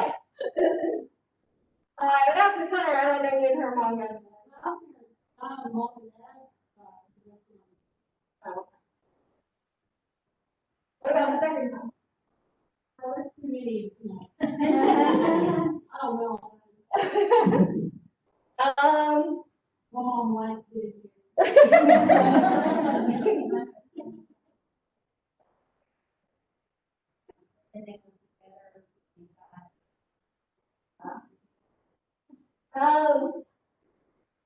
Miss Gilbert has a daughter. How old is she now? 3. She's in daycare. So, everyone?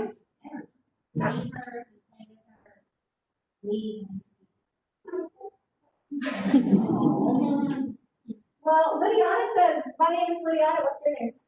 To everybody. Yeah. Please quit giving your name to everybody. Like to look her up.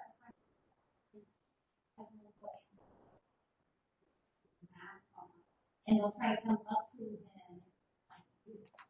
And then Lily will go to the front door and be like, hi, this is my mommy, this is my daddy, and I'm Lily. And then she'll just wait for them to come in. Stop, go to the bedroom. I can't believe you answered the door. Oh, I don't answer the door. Like he's at the door. I don't know if you see me, I didn't answer the door. I already know. Miss Love, you got kids, right? How many kids you got? I have 2 daughters here. I was like, that was hard. It's really. And we, absolutely. Yes. Beautiful.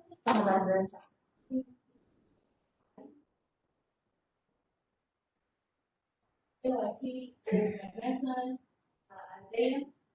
He's my son. Wow.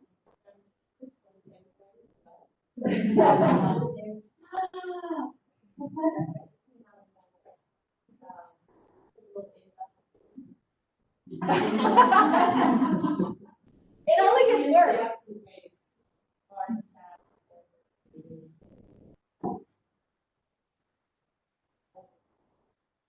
He is, if you can, great.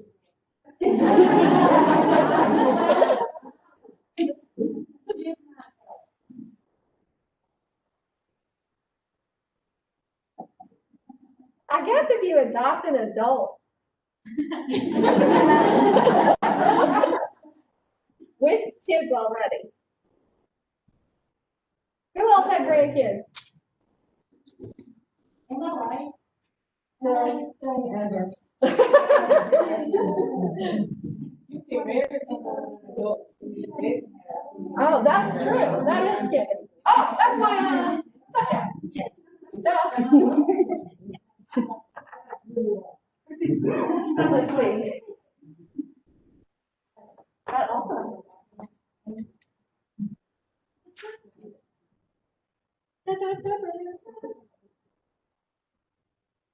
Okay.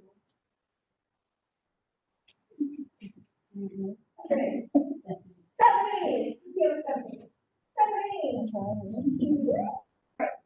We'll probably do it.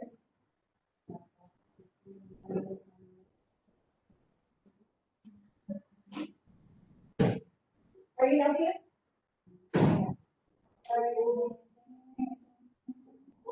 Wow. Actually, Yeah, we have a couple. We have 2. Here. 3, 6, 7. Oh, that's 4. Columbia. Oh, okay. Well, that's okay. But I recognize Melissa.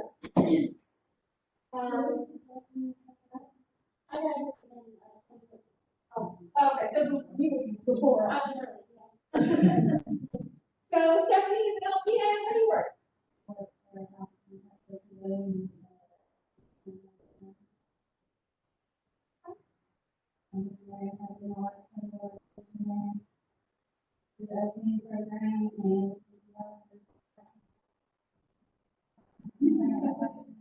So one of the things is when you're in clinical, and we'll get into clinical, it is job interview each and every day.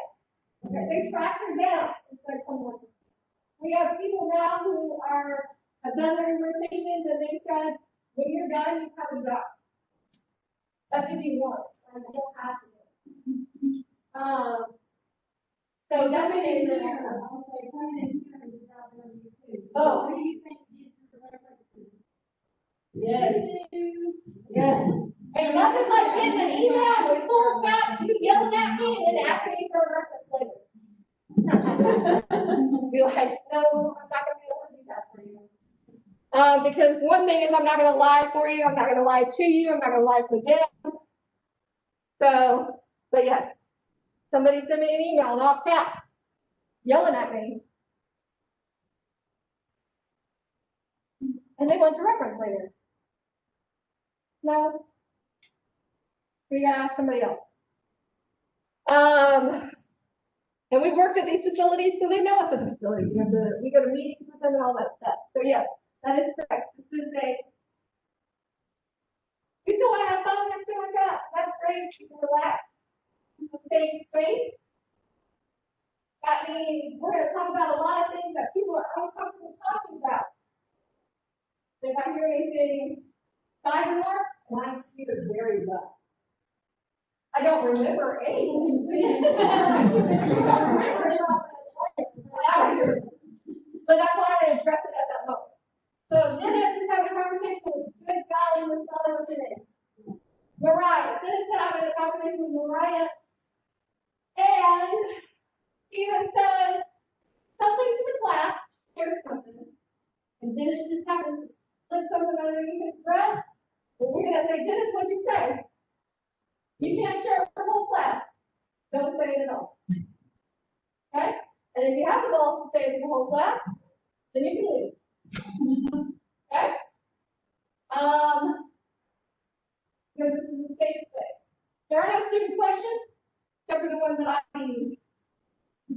That way. And that's only if supposed you're paying attention. Brittany asks the question, so I explain it. And then Laura asks the question, and it's well, I don't know, Brittany, what did you just ask? Okay? But don't not ask questions. Okay? Because then you may not get the answers that you want. And it's learning tool. So Laura is like, well, I don't so then she's gonna listen a little bit. Go away from the room and ask them another question. That's what the first group did. Any questions? No? Left the room. Nobody wants to ask the questions. But yes, I hear everything. I'm very observant. The other students, you can ask the other students about it when they come tomorrow. Okay, you're like you got it. The safe space, because there's going to be a lot of uncomfortable things to talk about. Now, more concentration, but you know what we're going to be talking about. So I'm not going to be giving you any trigger warnings ahead of time. Okay? So there is something specific that is difficult for you to discuss. We're going to have to work through that so you can still be in the room, but let me know what kind of, so I do not call on you in that instance. Okay? So if it's violence or abuse or assault, something like that, and you have something that's not going to be a good thing for you, you got to let me know ahead of time. All right? But yeah.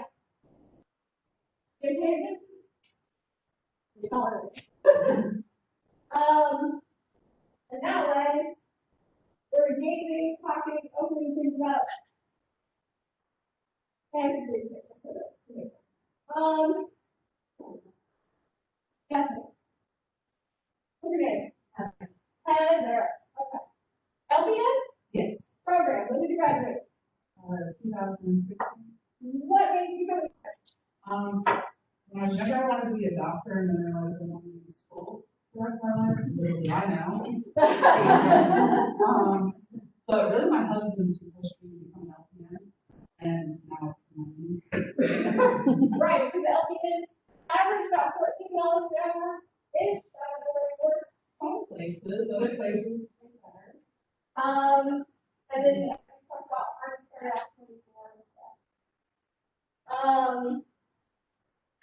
Kids?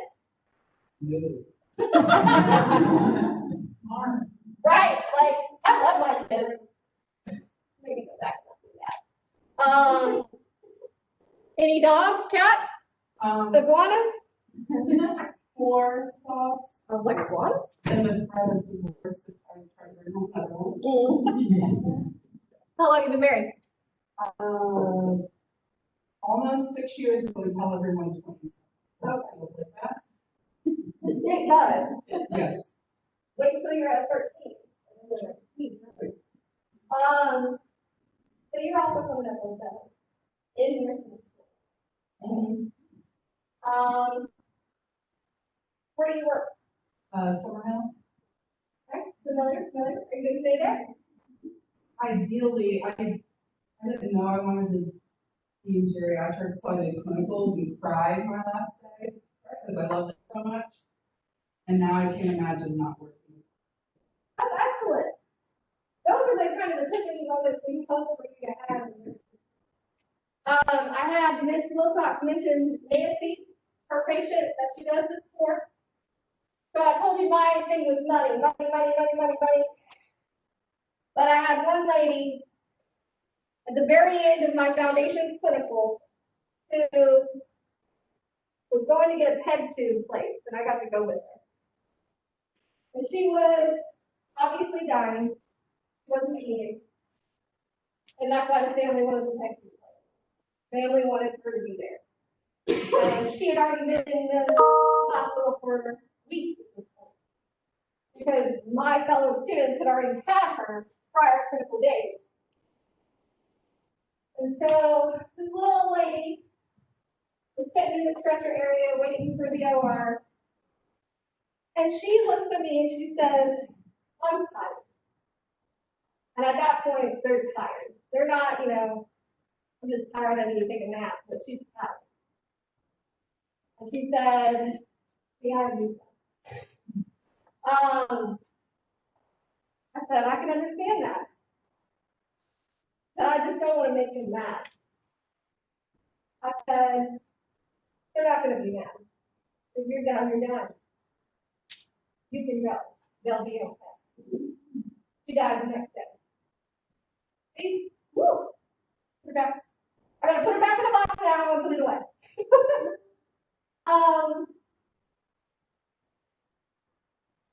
So while I had that moment with her, all people got but old people can be great. They can also teach you really, really well. Old people with dementia do not care. They don't have that capacity to understand. So a toddler, think of a toddler who does not care, and they think things are difficult. Imagine, a grown man with dementia. He hits you all the way. There you go again. Katina has a lanyard on. Anybody else got something around their neck? Yeah, lanyard. All right. When we go to clinicals, you will not wear one. Okay? That is a choking hazard. And we also do not wear our stethoscopes around our neck in clinical. Okay? Also a choking hazard. A lanyard will break quicker than a stethoscope will, because they are made to last. Let's see. Oh. It goes in the pocket pretty bad. You got your own pocket ready?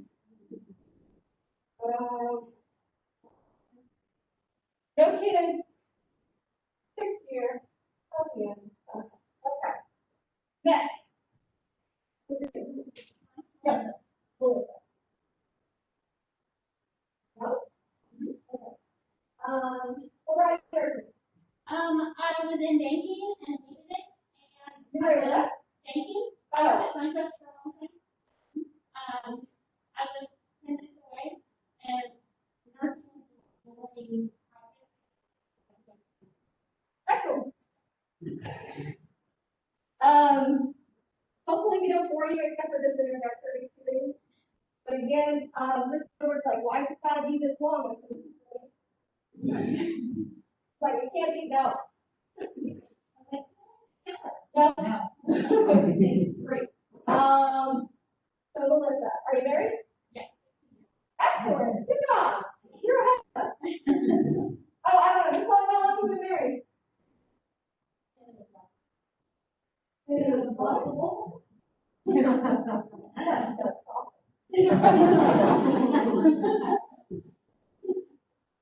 Okay, 16. Anything else in your order?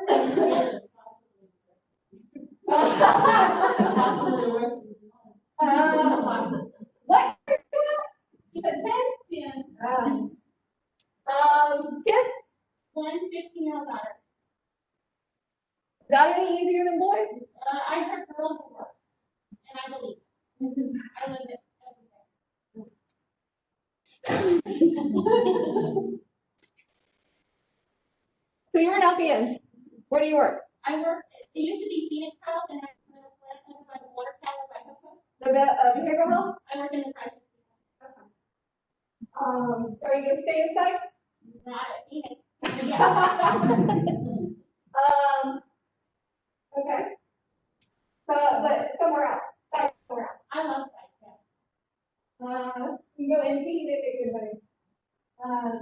Better money than, mental health is so big right now, there's no mental health care provider. So they make 120, 130. But they work for ass off. Like CRNA, more. The NP, psych NP, or psych provider, they're more. Because everybody got to everybody got to give. Let's see, who's that here? Yeah. Say again? The what? Who's your middle name? Michelle. My daughter's middle name is Michelle. I don't even know. Oh, okay. We know Michelle really well. I'm getting to it. She's like, all right. My daughter's only 2 things after my mom's sister. Back in the 70s, I think. They didn't have the medical ability to fix that. And it's interesting that now she was born to be fine. So, tell Michelle, what else? What brought you here? I always wanted to be a nurse, but I never really. Okay.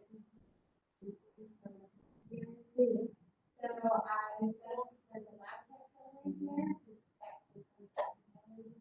All the labs I have around, and I find myself doing the software. And no one else in the lab cares for me, so maybe I should not be here. Right. So then I just recently classes all working as a lab tech. And You still work? I'm actually an accident to the ER with this today. I couldn't take the lab any longer. Okay. Part-time, full-time? Full time as of now. Part time I probably should. Married, kids? No, Okay. not for a while. Okay.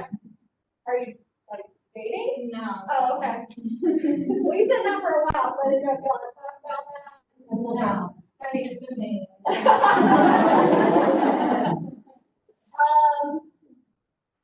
Any animals? I have 2 German shepherds. Wait. German. Okay. And a Yorkie who is like my child. I'm a single parent. How old are you? I'm 24. You got plenty. Destination wedding, when are we gonna do that? Stephanie, Heather. You think Melissa? Tell you the one. Alright. Yeah. Who we got on the second? Or this table? I keep like circling here. We'll take it. Melissa. Is it LTS? She's the only one I recognize. I know. She's been here before. Not here, with the LTS program. When I was a first lab, I was working. What brought you to be an LTS? The LPN in the night. Working in business administration, I work for the business and I needed a really good morning. So I came to school and I had to go from the business side, almost work to the business side. So I started looking at that and we take all the computer classes. I'm not doing that, I'm not saying. And so what I do is explain to my that will be meaningful. And I love it. I love it. How long is it? 2017. Right. Derek? Yes. Kid? Yes. Very good. Yes. Where do you work now? I will get to do this. Are you gonna stay there? I know now, So that's good. right. I'm weird, but normally you're- So, regardless of where I want, But you'll find your way. and it'll have, flat on the big fan, and Flexible. hopefully I'll. All right, who's next to you? Great. Hello. What's your middle name? Catherine. Video. Is it? I find that, for me, I find that the shorter the middle name, the easier. Or the less syllables. So, let me know. And then, like, middle name, my first name is Mitchell, Jason Mitchell. But I'll.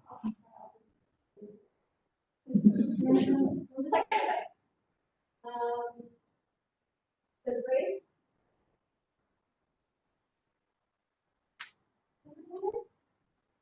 Catherine, all right. Shell's grade is, thank you.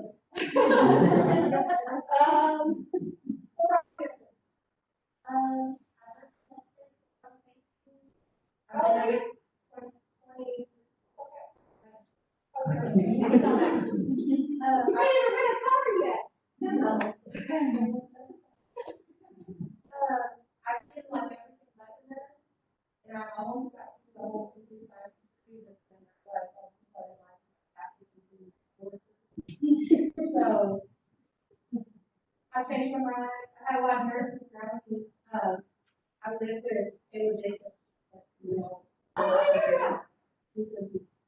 My sister-in-law mentioned it, so. Are you still with him? Yes. Okay, I wonder what to do. She got a job in the Navy right now. Oh, yeah, so they remembered her from her pension. And she was still working. No. She's in nursing school, she had like 8 jobs. Maybe 4. Yeah. I never saw her. I mean, I was on her class, but she's like, yeah, I gotta work here. Yeah, I gotta work here. Mary? Is it just like you two, or you guys have like a? I don't know. No. Okay. I want her to go to nursing school. I worked in, I worked in hospital IT, I did secretary, now I'm a tech.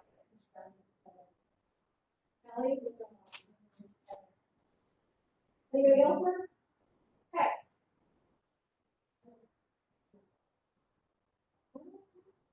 We ever did anything? Who else raised their hand? No, never did. What do you want to be? My goals, characteristics for a long time, I want to be a certified right?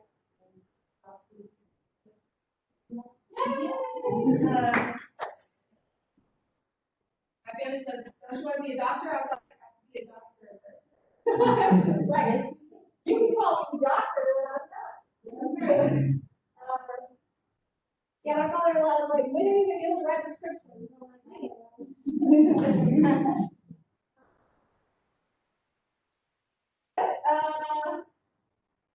Somebody said they didn't get into doctor school. Yeah, none of us did that. And that's okay. Because the thing about doctoring is they also, over there, work way too much.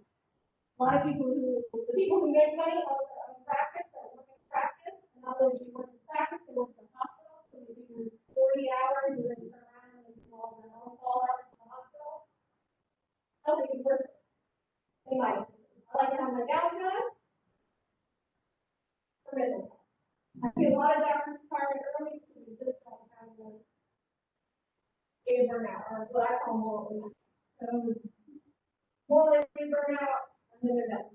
So, this is it. Long term, you get burned out from the ER, you say? I can't. For the next 28 years, I'm thinking. Cool.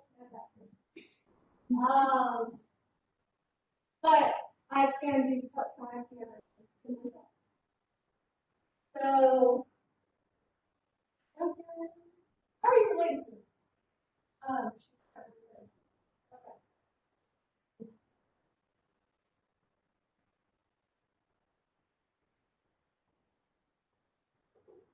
What if they do? Okay. Are you gonna be walking? Well, I can walk. Why not? I mean, I'm talking to you, Sam. But when are you gonna be walking? Well, on the twelfth, I go to the doctor to, review the thing and walking. Oh, okay. So I have a rest fit. So I mean, I need to be walking through this. Right. Well, don't. If they have tested, Oh, I think they don't hurt. I'll forward to it. But I only asked them next week they have blood. But if you have mobility, so that's good. I have experience with it. But, Well, you can like bring I it said, because when we get to the lab, the PK is going to come down, something mobility, and everything is going to be.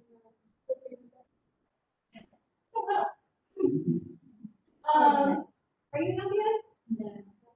Right, you done everything. I work at a place that hired a group of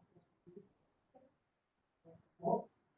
And I just really enjoy working with them, which is great. So I decided that I wanted to do some sort of medicine. And realized I really like to react. So I started I got my DNA. Didn't work out because my Yeah, okay. So I went back and I got my hemodoc technologist. He got me into it. Okay. So, build each other up. You're married? Well, I just had working. No, she's kidding. 13 years, so I just put it in detail. But my.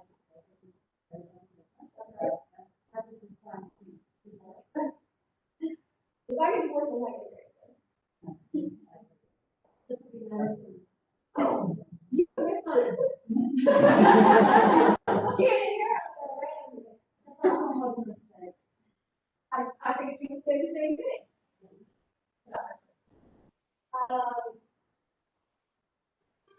I told her she can't do what I want. That's not a big yeah.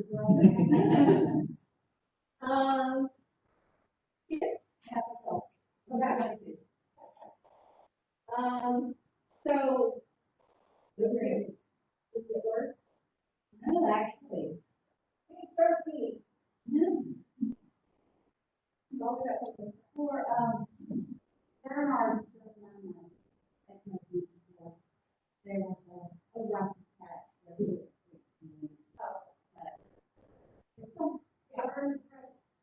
I need to go. Well, I love her, like, you'll put me in the corner, start crying, and be like, There's no position, and all, I have them. well,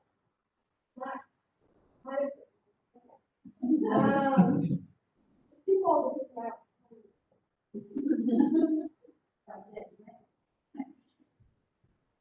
Well, I can't pay any money for nothing to go to. He doesn't feel that he was sick. Are you? That was $18. Oh, isn't it? What do you think they got free? Like, only $18. Oh, I told that in the room. I took her out. It's not, no. But because you have to take it. I'm sorry. Yeah, it's not working still. I'm not working. Okay, so, what? Oh, here's the second one.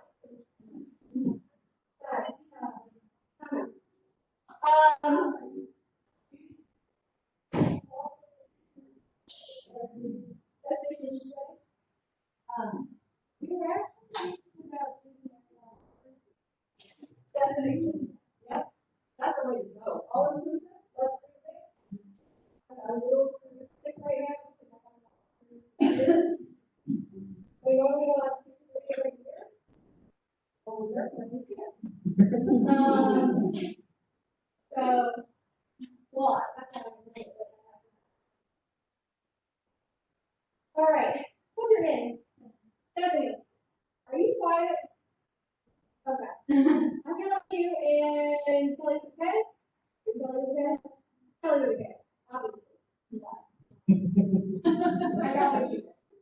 But I'm gonna.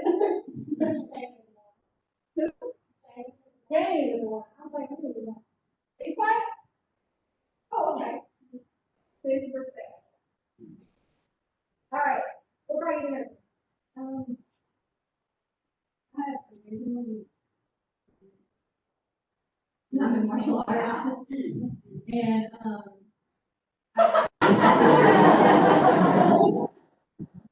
started martial arts and, never ever had.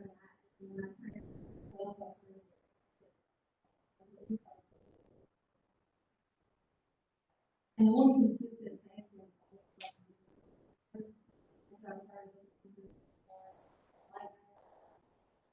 Oh, and you're tiny. oh yeah, oh, There's some of us in here who are not even qualified. Even tall wise, even the whole part go away so much, and you're too tall and you well, I don't find it. It's very limited, better than being off in the world. So there's a so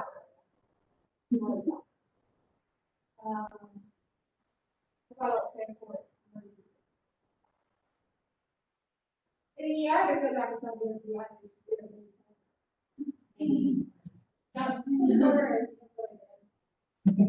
Or opposite.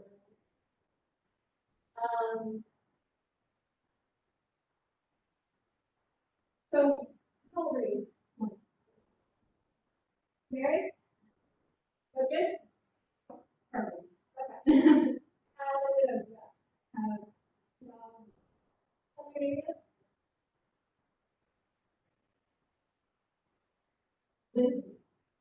Right. There you go, I was like, she's over here somewhere.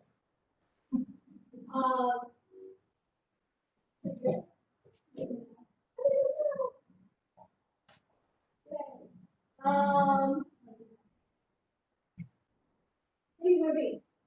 This one. That's right. You said it. and I work at the center. Oh, okay, so have you seen our physical therapist? Yeah, I have, yeah. So have you met Mike? Yeah, I did. He's the one that they're like, you gotta go when you come back. And then Susan's also up there. Yeah, I work with you. And then Whitney, Mm-hmm. she also went through the program.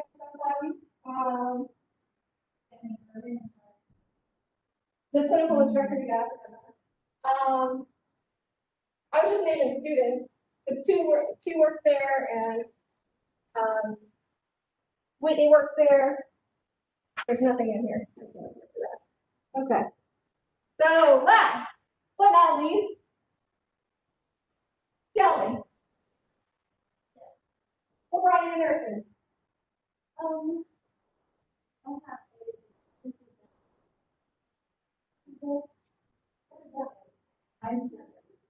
Oh, I've been in marketing.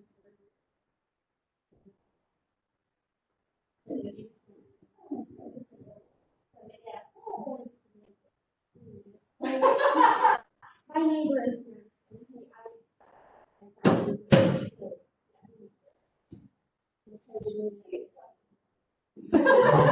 here. Where are they going to be? I don't have, you want, now.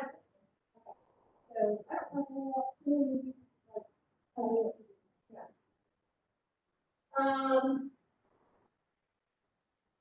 Yeah, what happens if a little bit of weight? No.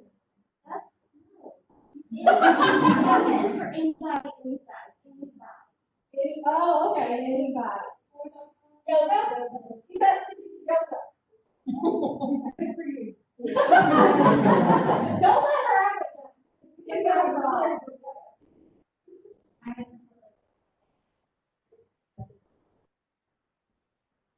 Now, when you get a little heavier,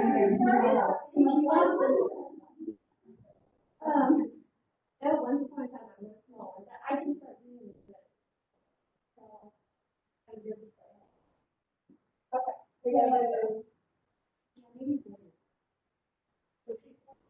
She is, thank you.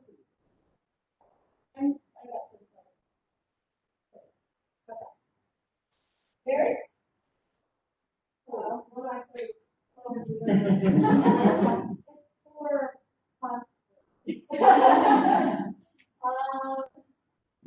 what do you want to be? Well, no. Yeah, we got two, you missed the other one. And I do have a little brother named Billy.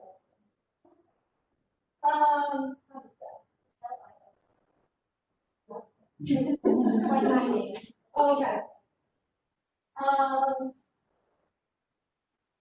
Yeah, I can see you probably doing like the outreach community, recruiters and that. That's just people that help fitness and stuff. If you're in it. No, I started out as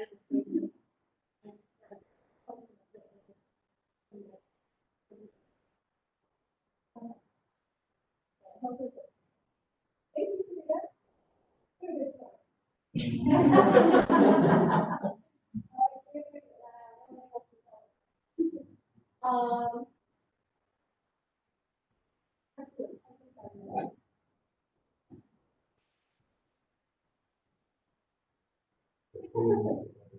It doesn't matter. It doesn't matter every time they go to Buc-ee's, I got $4 cash every single time. Well, I don't care. I got money. I just care about the sugar, and I eat all of it. I can buy 2 bags, one for the other. It's like, I don't have to.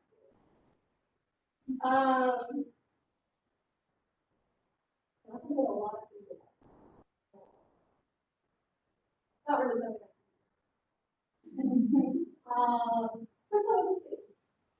Right here.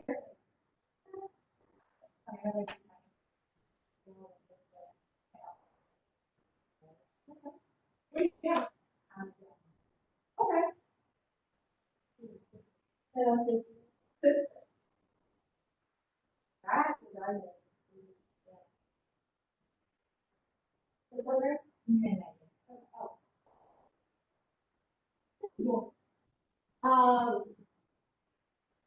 What are you still working?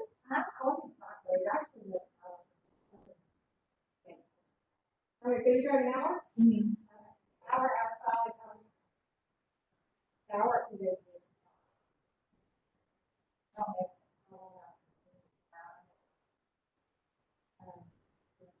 My son today, like, pulled it off and things like that.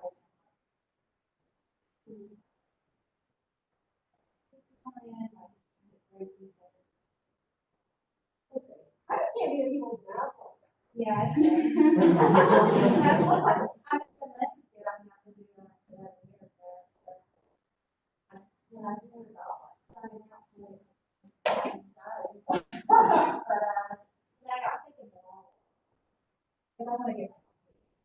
Yeah, we have a, well, if you have aspirations, well, you're a little further north. I will, and I'm not. The only reason I say that is because currently the industry market is pretty saturated, and a lot of the industries are still having people who work as regular nurses. And, so a lot of times we have to do rural, out, and do not work with the app. And I am interested in trying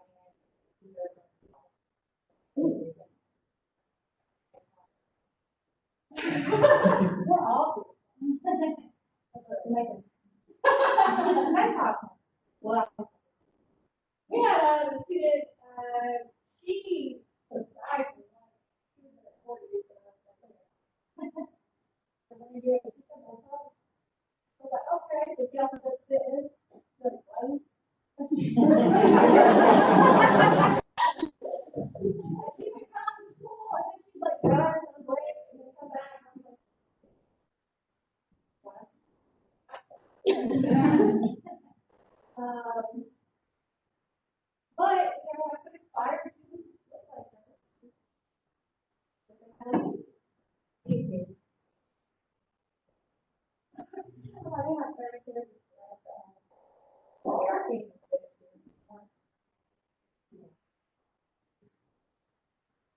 Is there? Well, And your last name? Cruise. Okay, what brought you to that? I really like. So you really want to not Yeah. But I like. like. And I'm thinking, you know, I used to like to have that small conversation. When I was working in the yard, you know, I really, it takes another life. Like, we do not have that conversation. But that's when I'm stepping out of the yard. That's how I feel better now. But people will start to do it.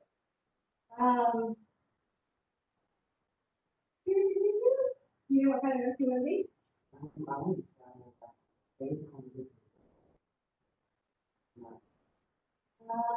Prison nursing. They make good money.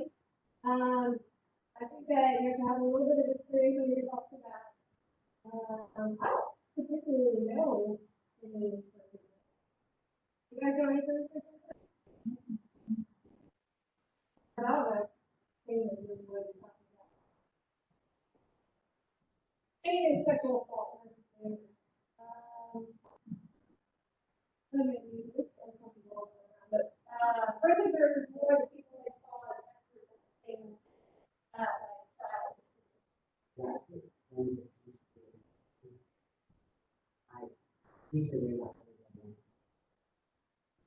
Oh yeah, yeah. So. Oh, interesting. It's very. I'm not getting Any pet? No one. Work. I was working at Target. Okay. You want to work? Okay, for this. All right. The last one on the cereal, right? All right. We'll write in here.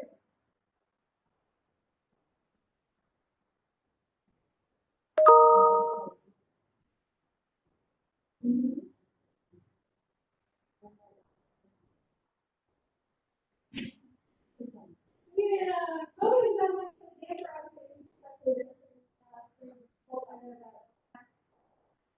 We may have been wondering.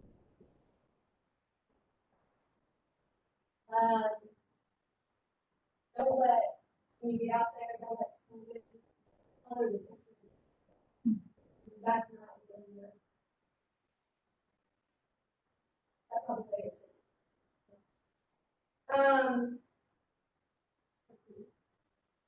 You work now?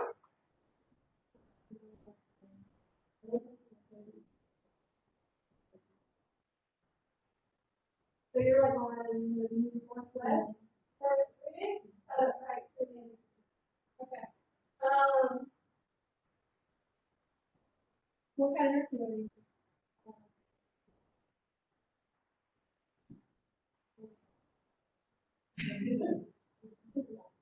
Yes. First of all, we're working on that. All right, that's good to know. When you get done, let us know that. If any of the rest of you know the kind of live in the hospital, please let us know. It's not a big deal. I'm on the pirate husband.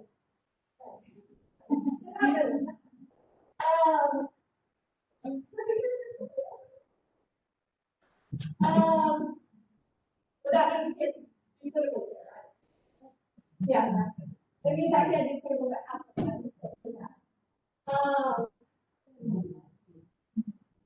So yes, we have that issue.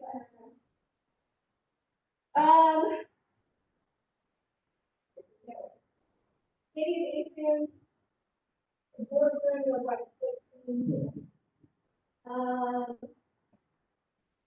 That's fine with it.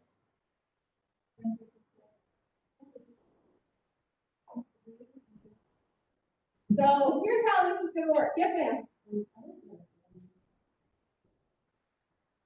I got 3 minutes just for you. What's your name? Hey, what's your middle name? Arnie. What brought you to nursing?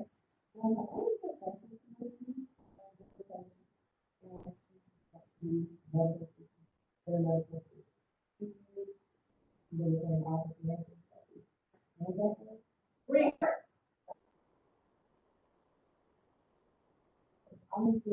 Doctor who? Career. Okay. Yeah. Are you gonna work for them when you're in there? He is almost 40. So, that's a gift. You don't have to stand for that. I love the game. Are you married? You did? One. Boy, boy, or girl? Tell me about it.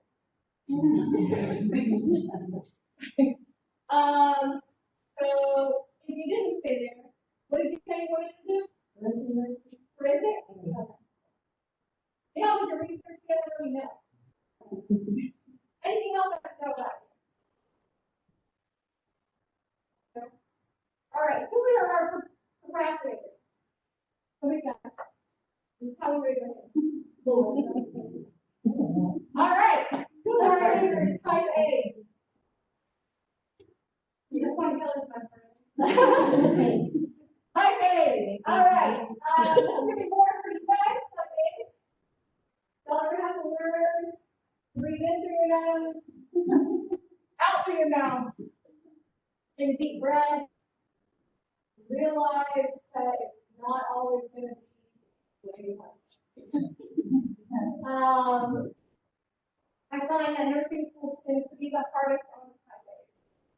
And that's just because you guys like it a certain way, you want it this way, and all your patients care. And I know that comes down to feeling a little anxiety when it's not prepared. Gotta work on it. And so that means if you're type A, you turn to somebody who's not, and how do you deal with it? I may even give you something to kind of help you with. If you haven't figured that out yet. Ms. Wilcox said that if you try, you try, perfectly acceptable to try. Not fast. You step out. It's perfectly acceptable to be angry. It's not in class. And if you are angry, take 24 hours before you respond to anybody. Okay? And that's just normal and that's how you should operate. Say things don't mean do things you don't. If you laugh, I guess that's fine. You can laugh in class. You can cry in class, but if you're feeling overwhelmed, step out. Let us know. Okay? About the person you want to come to when you cry. I just don't handle it. I'm like,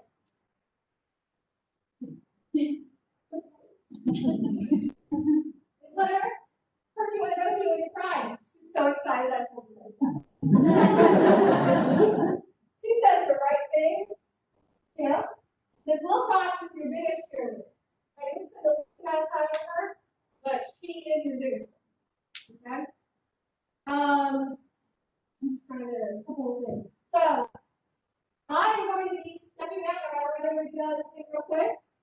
Mrs. Gilbert is going to go over parts of your handbook. I'm going to take out your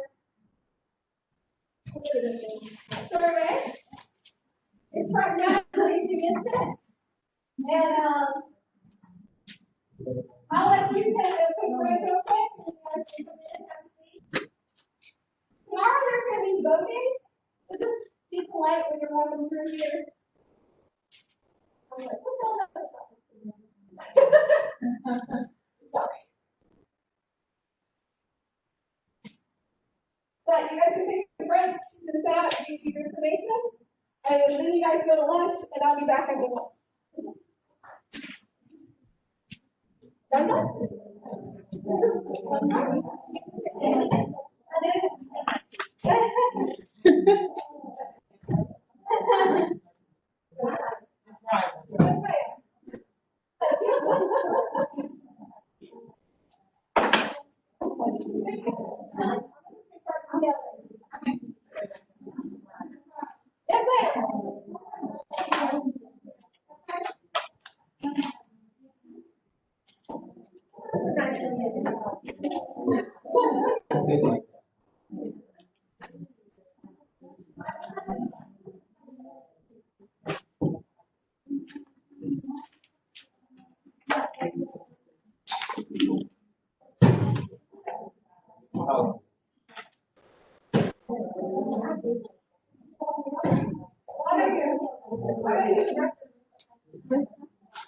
Kelly is, Kelly's watch collecting your papers.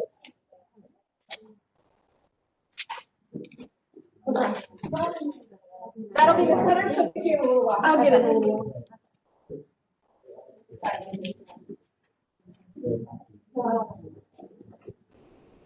Kelly with the watch, she's standing over there. Kelly, raise your hand so people know who's bringing that paper here.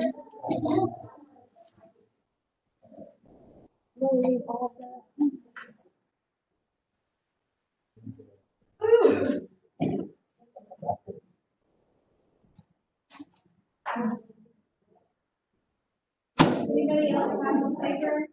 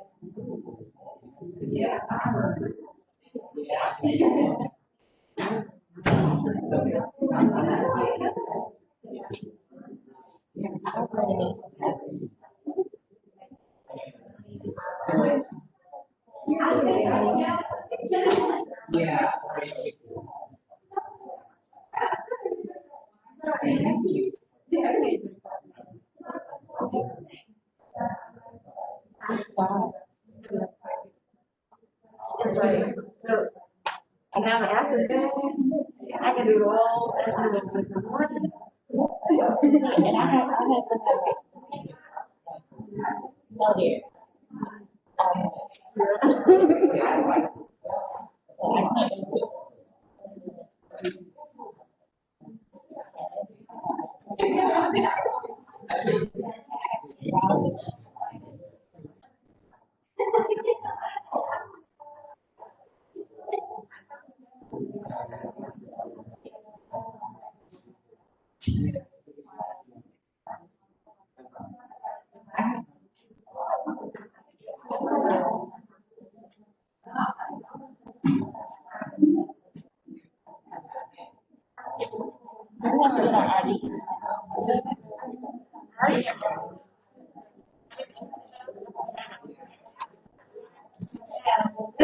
I already got it.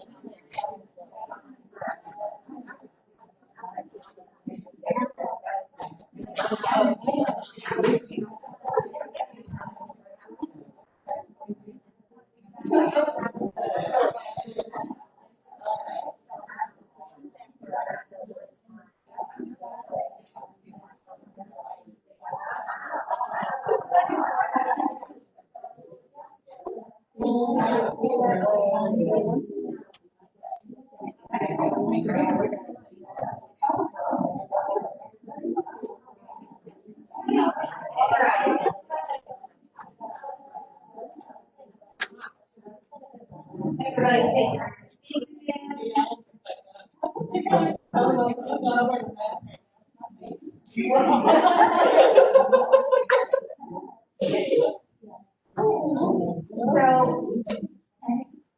So, hello, this will be our last thing before we take a lunch break. It's kind of a long drawn out thing, so we're kind of breaking up the handbook in two different parts. So what does it mean to be a CGTC student is what we're going over today. And then after you get your clinical assignments this afternoon, tomorrow, or actually maybe Wednesday, we'll go over the other half of the handbook and what it means to be nursing. So that's kind of how we go into that. First, a little bit about me. I did go to nursing school with Ms. Rogers. So we've been in nursing school about the same amount of time. I did started at Tech as well. I started in trauma at Navicent, as a trauma nurse. They were a level 1 trauma center. And then I went to the pediatric trauma side. That's when, before the Adult Living Hospital, I was part of those planning committees and things like that. So we actually decided on where to put the oxygen, where to put the, like we designed the hospital and everything. I wanted to go pediatrics for a long time, but being a pediatric nurse, try to get pregnant, body said no. So before I went a different route of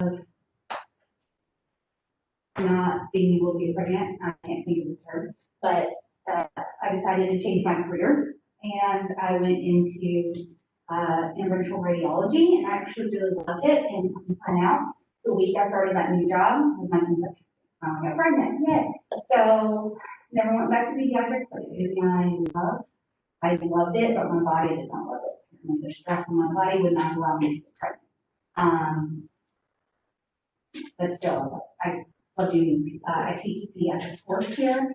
I teach pediatric clinicals as much as I can. I step in there often as I can. Pediatrics is my livelihood. Also being a nurse, getting that money, doing 5 jobs. I did hospice.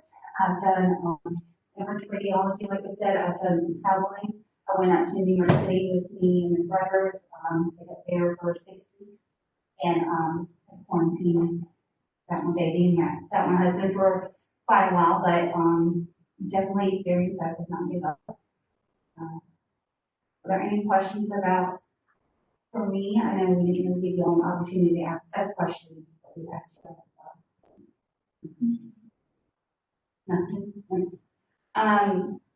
For more personally, more recently, since the last time y'all saw me, I have gotten my console for them, that's why I'm going to be using my phone. And last week I tried to record one of your lectures for next, which is for your assignments for next week, and I lost my voice last week. So even projecting to my own computer in my office. So I'm trying to not leave my voice. Assuming I had 1 day of bliss, and then when the whole daycare virus got me, and I lost my voice. So we're going to start with the handbook. We're going to kind of break it up. The first chunk is going to be pages 1 through 18. You'll follow along with me in the first few pages, table of contents. I'll see the faculty here. That's part of the program. We're listed just alphabetically, but I'm first. And then we'll go through all of it. So 60 page 5. This is Welcome to the Associate Nursing Program. We're thrilled to begin this journey, and our faculty is eager and excited to assist you in your new endeavor. Nursing is in high demand, especially now with COVID. Employment of registered nurses is projected to grow 16% from 2014 to 2024, much faster than the average for all occupations. Growth will occur for a number of reasons, and now, since this has come out, it's even grown more because of COVID. So you can see this is going to be high demand.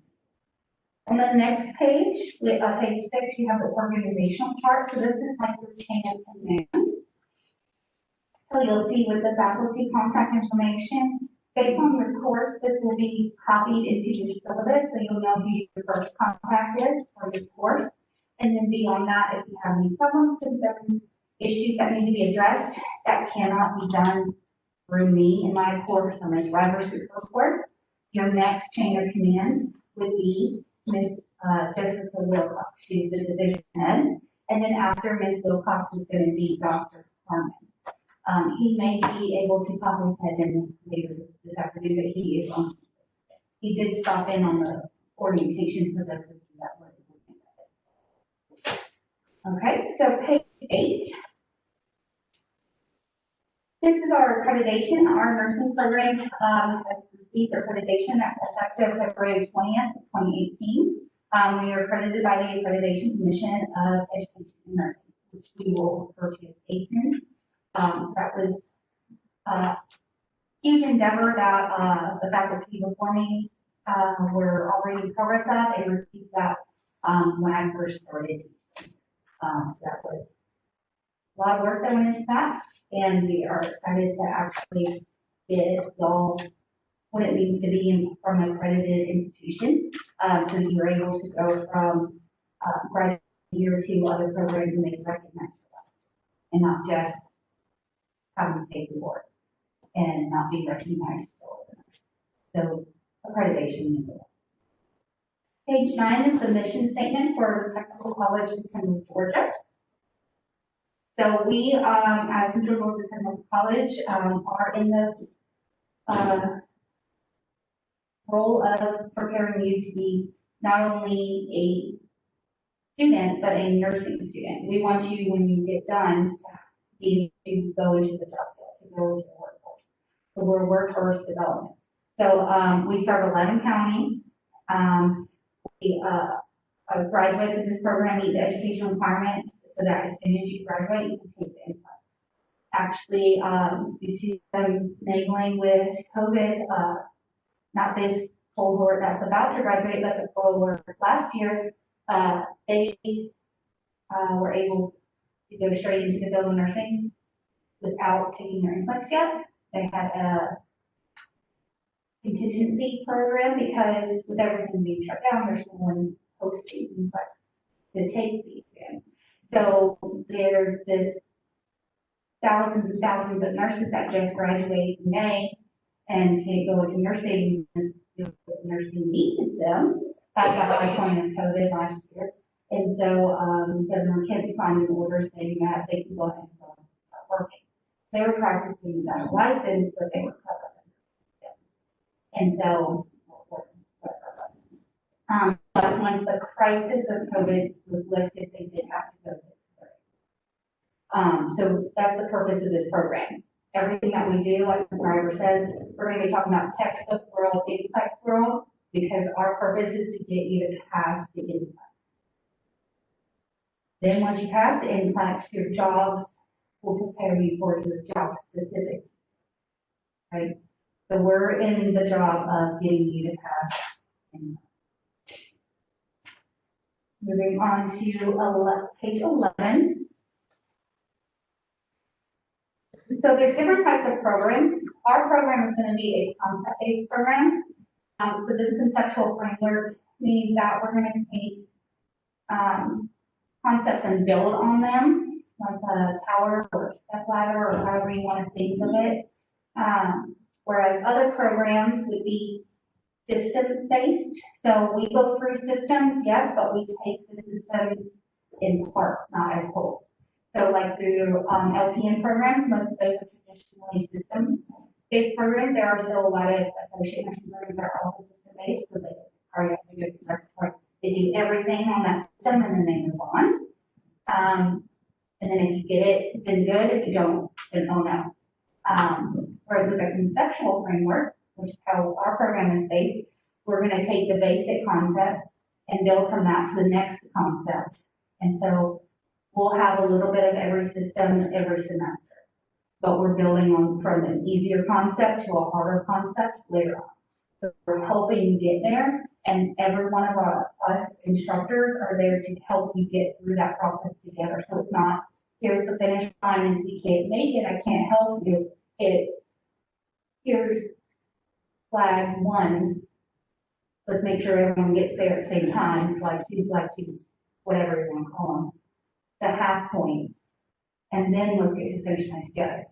It's making sure that it's not just this huge journey. You have the little steps to get there, and we're going to help you get there to each. I think of the term. What is it in like games where you will say little milestones or whatever? Checkpoints, yes, checkpoints. So little checkpoints, we'll be checking in with you throughout each semester, at the end of each semester, and then so that everyone, all of you are all on the same page together before we move on to something else. We're not leaving any one or two people. That is our goal. So here's the concept. You'll see these throughout on all of our syllabi throughout the whole course, the whole program. So these are the main concepts. So we'll build from these concepts through this semester. On page 12, we have the student learning outcomes. So this is where you, as a student, we evaluate you upon the end of the semester and as well as prior to graduation or at graduation, time of graduation. And we determine how well did y'all meet that in an effort to evaluate our teaching. So how well did we prepare you for what we said we were going to do? And so how you perform means a lot to us because that's how we are being judged. We actually do care about y'all meeting that, those milestones, those checkpoints, okay? So we're going to different exams that we take, your concept level exams in ATI, will have these as their little subheadings for your remediation things, for advocate, evidence-based practice, patient education, professional integrity, communication, and interprofessionalism. So those are those 6 concepts there for your student learning outcomes. And that's where we'll take those, and so all the questions that pertain to interprofessionalism. How did y'all do as a whole, as well as how you did individually?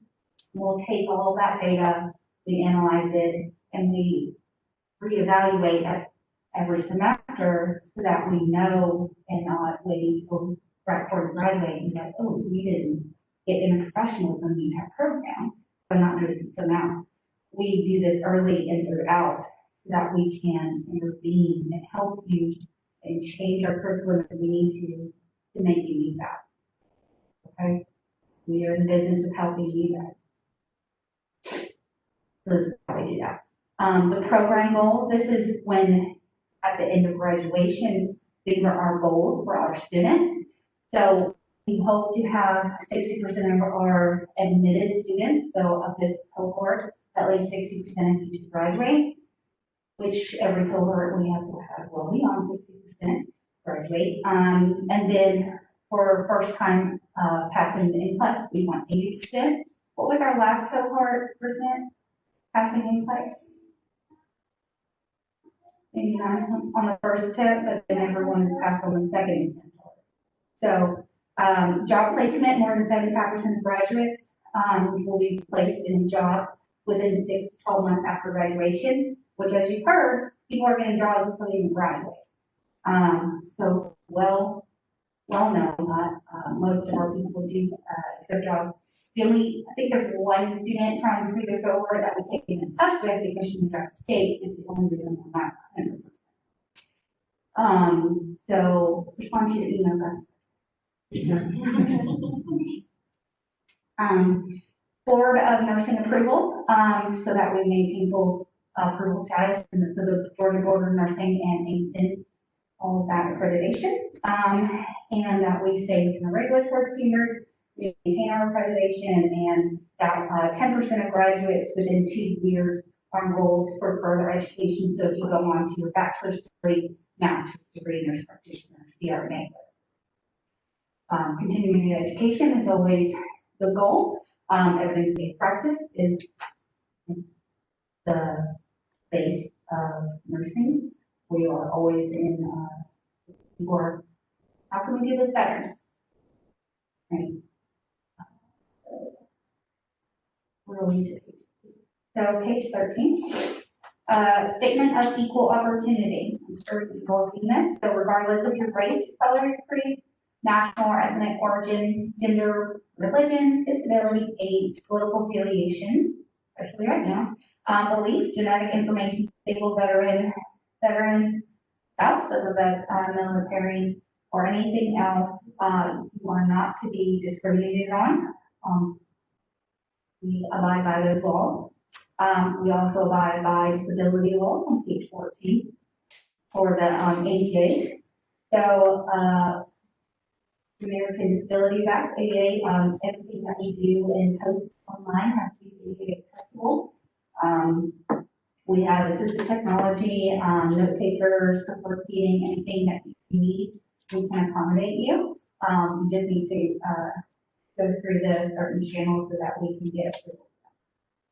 But assistance is always a good one. Page 15. Rules 15. Core performance standards. These are what is required to be in the nursing program. Just generic skills. Not necessarily if you have it now, but by the end of the time that you graduate, you should have some of these skills. I mean, I can't make you determine differences in colors in the program. Hopefully, most of you are not colorblind, but it does not discriminate in the field. I'm blind in 2/3 of my left eye, and I can still do nursing. Unfortunately, it prevents me from going to white nursing, but I have to live with that. But certainly, you have to be able to see you have to feel right. You have to be able to discriminate between colors so that you can grab the green one and not the blue one or things like that. So just those basic common skills, depth perception, night vision, glare sensitivity, just how those things may interfere with this field. Again, it's not gonna keep you from the field, but it's things. Page 17. You probably have seen this, because you have some of these in order to get here. So general core education, you needed English level 1, a math class, a science class, and A&P 1. Who has not done the rest, the A&P 2 micro or a fine arts? Are you taking it this semester? In the summer? Okay. Okay, that's the only one you have left. Humanities, when we plan on being on. So, okay. It has to be done before you graduate. The micro and P2 is approved for the fall course. Do it by the summer. Yeah, I've already done it. Okay. Micro, yeah. So micro needs to be done before the summer, before the end of the summer. And then the nursing courses for this semester, you're starting with foundations and pharmacology. In the summer, we will take 1036 to get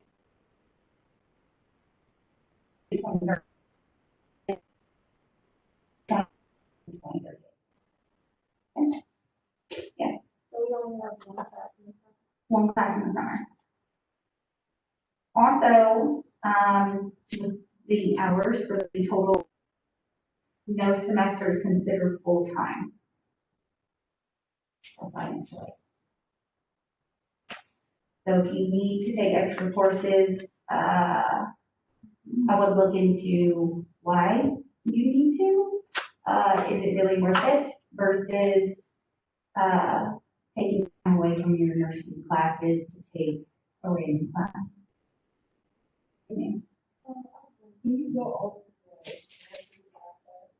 Oh, yes, so, this spring is 1032 and 4. Summer is 1036. And 2034 are the fall. Spring will be 2036 and 38.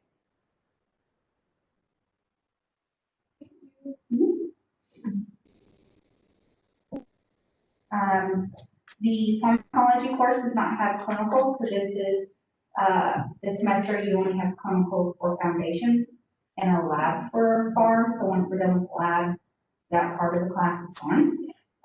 In the summer, you only have one class, but it does have clinicals. In the fall, for your health and illness and family nursing, you have 2 different clinical rotations. So I hold that, work and things like that, the fall, is a little more time consuming, because you have 2 clinicals. And then in the spring, you have the health and illness 3, and leadership does have some clinicals, but it's not 90 hours, it's less than 9 hours, it's not as much. The most time consuming semester is the fall. Page 18 is the curriculum plan, so that's basically what I just went through about how we got here and our progression for the program. Page 22.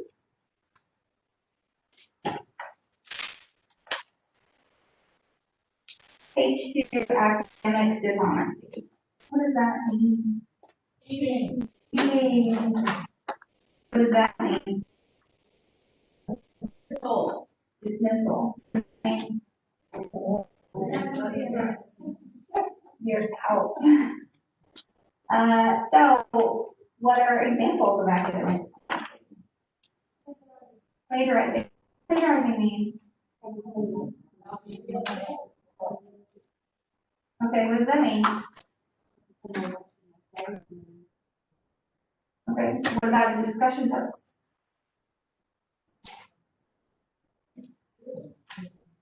discussion post, ask you to talk about things that make a population at risk for certain social. We list things. You got a list from the references? Yes, because you didn't think about it on your own. Now, say in 3 semesters, you're asked to talk about heart failure. You know this because you learned it 3 semesters ago. But is it your own learning? Is it your own thoughts? You learned it from somewhere, so it still needs to be referenced. Even if you know it, still needs to be referenced. Does that make sense? It's not your own original thought. If it's not your own original thought, it has to be referenced. Right? But even if you've memorized your blood values for sodium, you've memorized blood pressure. If we tell you to reference something, you should reference it and not assume just because you know it that it's your own original thought. Those are 2 different things. So a lot of things are going to need to be referenced, which means you're going to have to learn APA style reference. Right? I know in a lot of English classes, if you reference certain papers, it's MLA, so this is going to be new. Ms. Alice and her friends is going to come over from library services on Wednesday to go through services that they have and help that they do through the library. And we have a paper and projects and things throughout the semester that are going to help you learn those things and learn APA style. Okay? So don't feel that just because it's not nursing that you can't ask a nursing instructor. This is APA style. You can still ask us about APA style. Believe me, we know it backwards and forwards because we're still in school with our masters doing paper after paper after paper. I was in the back writing another paper on my break, so I'm still in my master's program. So we can help you with those other side things as well, not just nursing specific. Does that make sense? You also tutoring services and things like that. We'll have lots of people come over for resources and things that you can reach out to. All right, so falsifying, fabricating data, so creating stuff, how would that be also academic dishonesty? You lie, yeah. So if you go to clinical and, I don't remember what that blood pressure was, and you make up a number and you find out, it's lying. Just go in there and do it again. Hey, it's okay to do it 5 times, believe me. I've done it 5 times because I couldn't remember the blood pressure. But you're a student, you just tell them, I'm sorry, Mr. So-and-so, I need to do your blood pressure again. You don't have to tell them that you forgot. Just tell them, I just want to check it again. No, there's nothing wrong. I just want to get practice. Is that okay? And then you just do blood pressure again. So you might have to figure out the ways for, I know with me being type A, if I forget something, it's really bugs me. I have to figure out those ways to not let it bug me. So falsifying, creating, lying, plagiarizing, stealing, copying, like an assignment that is not a group assignment. You have very answers to somebody else. You might get a meeting. Even if y'all helped each other, y'all studied, y'all did it on your own, and it's over the same project, the same topic. Of course, it's going to be somewhat similar when you take that into consideration, but it's almost word for word. Okay. Got to think about listening. Don't copy paste and change 2 words. It's been done, and it's not nice. You're not taking yourself seriously. You're not taking your seat seriously. You're not taking that seriously, and it's not nice. Okay. All right. Skipping to 23. I guess it's not really skipping. Advising and hurry. So advising, the student, you guys ultimately are responsible for obtaining classes required by your program. So you know that you still have those classes left to do. So it's still on you to remember to enroll in those things. Don't forget about that. You still have an advisor while you're in the program, but it's still your responsibility to reach out to your advisor just like before you were in the program. Does that make sense? Class attendance and tardy policy. So like Ms. Ryder said, when class starts. Door closes. Even though my class is at 1 o'clock, we also have a quiz. So at 1 o'clock, door closes, we have quiz. When the quiz is over, door opens. If you're late, you miss the quiz and you get a 0 for that day. So, we know attendance, keeping facility, the school, but attendance matters in the hospital, in the healthcare system. How early, how late, things like that matter in the healthcare system. So we're trying to drill in the skill now before you get out into the workforce. So excuse absences, if there are instances, of course, especially with COVID, there are COVID stipulations that's not in the handbook because of course it's written for COVID. So if there's anything related to COVID, even if you don't specifically have COVID, someone in your family takes care of them, there's a strain on your family for a reason related to COVID, even if it's not someone being positive, someone also felt something that you now have to step into a role you didn't plan on. That's a hardship on your family due to COVID. And you can have accommodation now. Okay. So in order to do that, to use those stipulations, you still need to be vocal and open and communicate with us that we know what's going on. So that if you need an extension or a deadline, it's not 10 minutes before it's due. Hey, I'm having trouble with this, blah, blah, blah, gonna get an extension. And we don't check our email at midnight. And then, so then we're having to backtrack afterwards.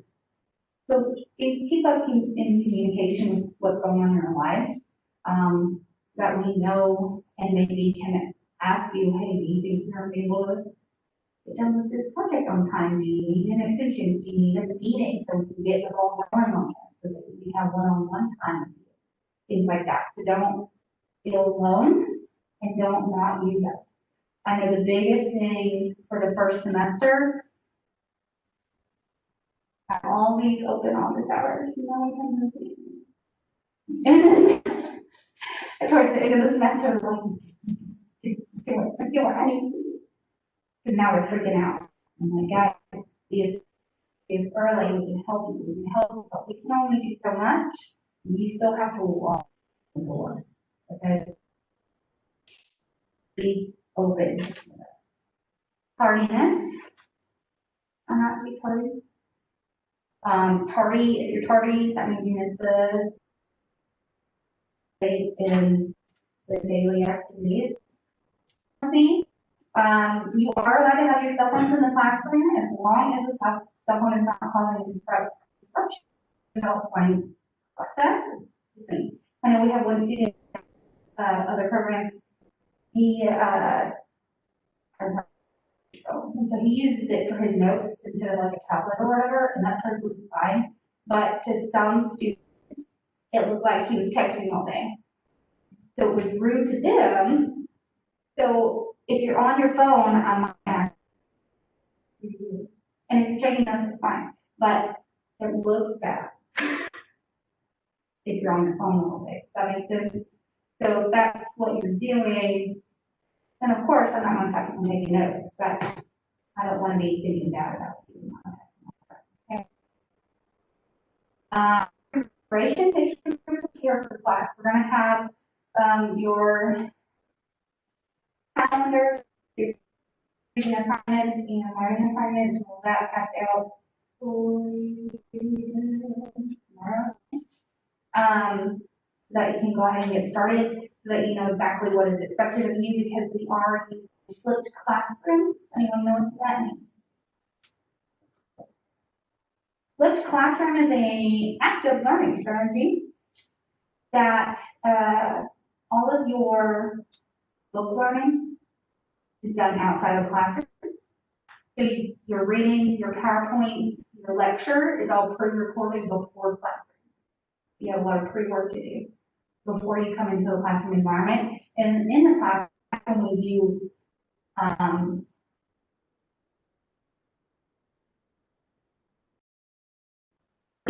type of things, application. We're gonna apply what you know to a quiz, a scenario, a case study, discussion, a simulation, something. We're gonna actively use it. We're gonna do a concept map. We're gonna fill out a pharmacology, drug guidebook or something. We're gonna do something with what you should have learned prior to class. Now, in my classroom, we'll do a little bit of review because of course, sometimes you get behind and I can't blame you for that. So we'll go through a little review to catch everybody up before we start rolling. Right? So if you are behind, hopefully, I like to think that my little reviews in the morning, well, now in the afternoon, help with the anxiety, especially if you came in and you didn't get all of your stuff done. You weren't fully prepared, that you don't feel like you're rolling behind the bus once it's right. But you're gonna have to prepare before class. That makes sense. That is calculated into the hours that you're supposed to get your homework done. So it's calculated as part of your homework, but it's pre-work. And then you have your homework. So there's a maximum amount of hours that we're allowed to give you, and we are calculating your pre-work into your homework hours so that you don't go over like, you don't get 4 hours of homework plus pre-work. Does that make sense? Not that you get 4 hours. Especially with my class. All right, communication. We're gonna have Miss Amy Russell from House Medical Center is gonna come on Wednesday to talk about electronic communication. A lot of communication because COVID right now is gonna be through emails and through Canvas system. So communicating effectively and nicely because things can be interpreted incorrectly. So little tidbits and things like that, make sure you don't come off as what we think might be yelling. You don't get to be yelling at us. Just to be professional. Computer use, you can use your computers in the classroom, you can take notes, you cannot record. We'll get into that later, but we'll be recording for you guys so that we have control over the recording, and then we'll make it available as needed, guys. More for anyone who misses class due to COVID regulations so that they have access to what's going on. Examination, we will have timeframes for exams based off of the amount of questions. You get 1.2 minutes per question. And if it's a math, there's a question, you get 1.5 minutes. So that being said, depending on the exam, your time frame changes. That makes sense? Based on what's in the exam. And so each exam, you'll be told exactly how many minutes. And during the examination time frame, when we're in the computer lab or classroom with your laptop, you'll get 10-minute warning, 5-minute warning. Hey, you've got 2 minutes, you've got 1 minute, and get more specific before you get kicked out of the exam. Because once that time is over, it's over. That makes sense. All right, all book bags, purses, cell phones are going to be centrally located during exams. They're usually going to be up towards the front, the board. You know, smartwatches, cell phones, everything will be on the edge of the whiteboard. Book bags, purses on the bottom when you first walk in. And then you can sit down on your computer area and get logged in. Once everyone is logged in, we'll progress with the exam. Assignments have to be completed before you come and sit for the final exam. If not, they get a 0. Which if they're late, usually it's a 0 anyways, but if you have an extenuating circumstance, COVID stipulation, anything like that, it is still need to be done prior to coming to the final exam. Exam remediation. Almost done. So,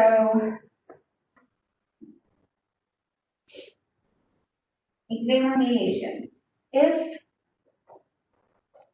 So for every exam that you take, if you make below 80% on an exam, you are going to have to, you're encouraged to seek an appointment with an advisor, faculty, after the exam. We call these remediation appointments.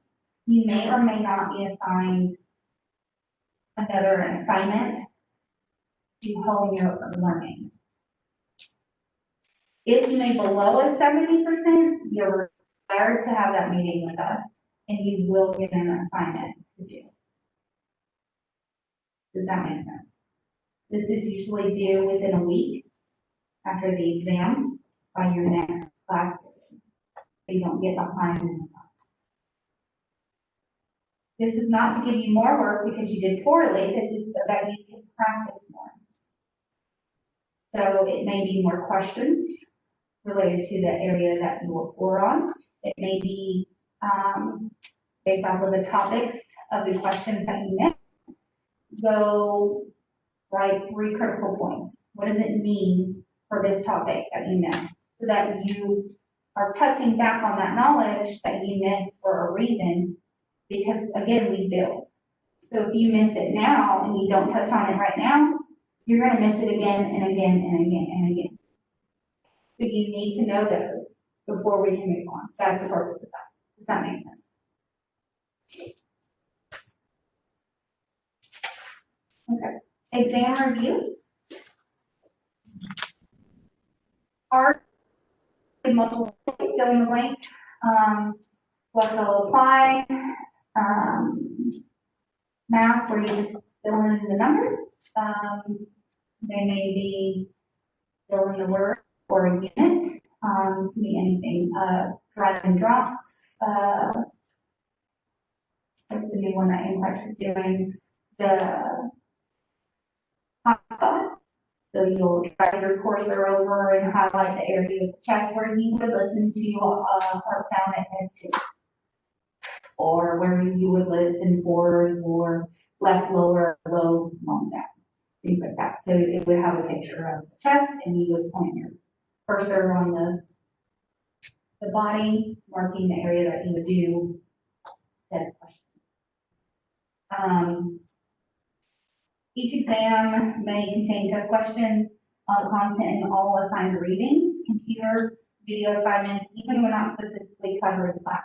Our goal is to cover everything in the pre-reading, but it's also going to include anything that you experienced or did in lab.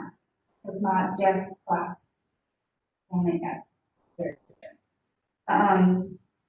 Grade appeals. If you feel the need that you need to appeal one of your grades at the end of a course, then this is a procedure that you would need to go through. You'll need to use the form for requesting appeal, available online through the Academic Affairs Office, and then follow through with it through the team.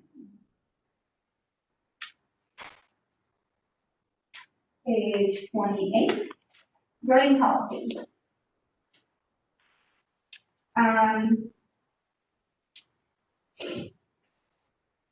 This is incorrect. This is what Ms. Wilcox came to me in the back and said that the version that's online is not the updated. So what has been updated for this grading policy is that there is no more rounding. So if at the end of the course you come out with a 69.9, you fail. You cannot round. So is it on here? Because it says 69.8 with 70 on mine.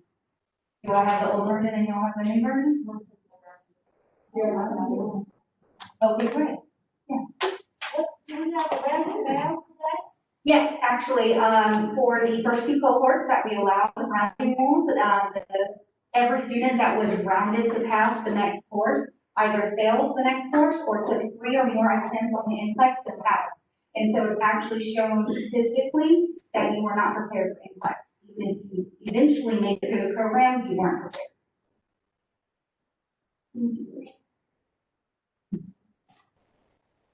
Okay, yes, I missed it. I got folders. All right. Well, I'm glad. I'm sorry, we're trying to do the right version. So, yes, we take everything. We use lots of number of statistics. Yes.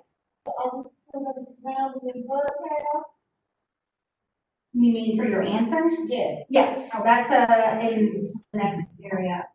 So there's specific rounding rules in that. But your grade will not round at the end. So you'll get points on certain things rounded.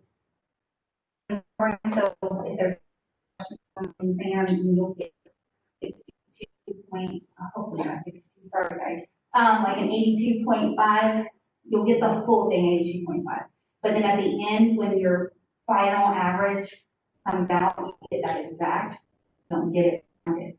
When we used, not Vanaway, but other, well, now we're using Blackboard, but for the grading system years ago, I don't know, but it would automatically round. So we had like, the Vanaway, we don't, yeah, because we went to Blackboard now. We don't, it was weird because we had to rig it so that it wouldn't round. So we couldn't give you your decimal point. This is a long story. But now you get your decimal point, but your decimal point doesn't factor into any rounding. So you have to make a 70. You can't make it 69.5. All right. Skip to page 31. Here's your recording of lectures. Due to confidentiality issues, HIPAA violations, FERPA violations, you are not allowed to record, but we are allowed to record because that gives us control and we can systematically hand out recordings and redact certain things if we have to in that instance. We're going to post them online in the Canvas system. We'll show you our Canvas courses when we open them up. Are you going to do 30 hours or no?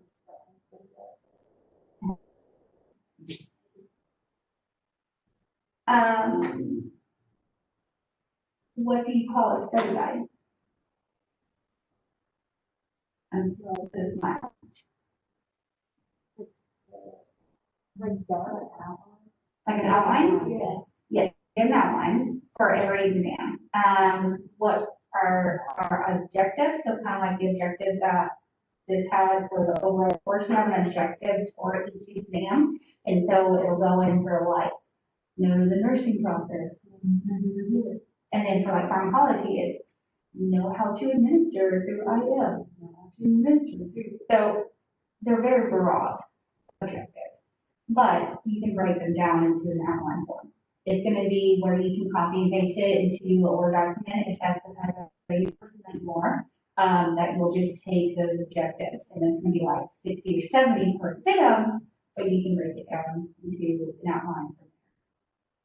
But it's over everything that we've covered up to that point that will be covered on the exam. So it's not specifically a study plan, but it's a how complete list of everything you've learned up to that point. Any questions on that? Yes, but it's more legality than a study guide. It's more legality for our accreditation. But you can twist it to make it yourself. Certain instructors make their own lecture notes. You're not allowed to ask for those. But I will tell you that everything that we write on the board is exactly what my lecture notes. Like, if we star or highlight something here, I'm gonna circle the darn thing on the board. Okay, it's nothing different. It's just, if I was to just give out all my lecture notes, then you would never come to class. That makes sense? So you have to put in your effort too. We don't have like PowerPoint, like the PPT, like. Yes, you will have PowerPoints for everything. And for lectures before class. But then anything that we do in class for activities or outlines or anything that we kind of go over or break down or concept map, everything that's on my paper that I plan to do today will be on the board. And actually, because we'll be most likely on the other side for most of our courses, it's set up not front and back, but side to side with projectors. I have an electronic whiteboard. They'll be on both of these boards instead of the whiteboard itself. And it'll save images, and I'll upload those images of our whiteboard before I release them. It'll make them later. I'm a little more technology inclined than they are. All right, tobacco-free campus. Don't smoke on campus. Student code of conduct. This is gonna play into your how you act, how you talk, how you collaborate with your peers, as well as that plagiarism issues. All right, skip to page 32. Progression in the ASN program. So, we've already kind of gone over most of those things. But first bullet, what do you have to make? 70 in the theory, which is the class, and then what else? A satisfactory in the skills lab and clinical setting. What does that mean? Do I still clinical one time to do this time? Yes. And that's professional. Yes. So, in your right uniform, right? So there will be a clinical evaluation form, which will have all those different things. So there's a ANA professional guidelines, there's your clinical, there's your paperwork, there's all kinds of different factors that you'll be graded on for your clinical evaluation. And at the end, you have to be satisfactory. So it's not really a grade per se, but it's a pass-fail. So if you pass the clinical, then you pass the class. If you don't pass the clinical, regardless if you made 100% in your class, you failed because you didn't pass clinical.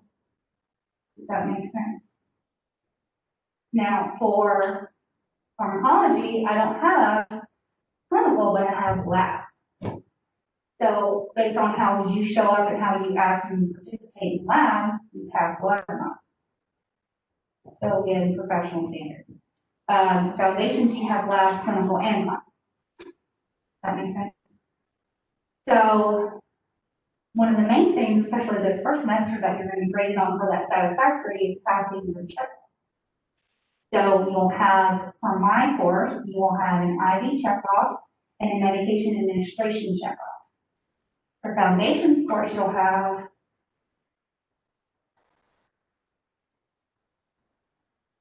what is it called?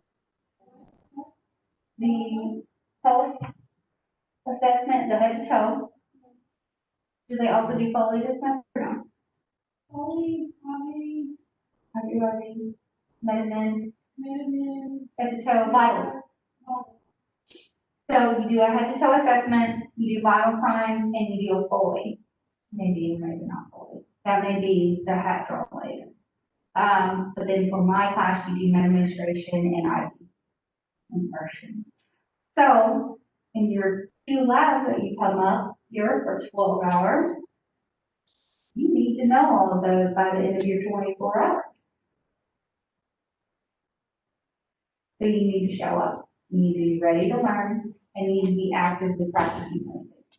We give you plenty of ample time, especially in the afternoons, for you to practice that. But if you just sit there and you don't practice, and then you show up to your checkoff and you fail. I gave you time. I gave you time to practice. I'm actually even giving you extra time when you come not on your lab day to do it in the lab one-on-one with us.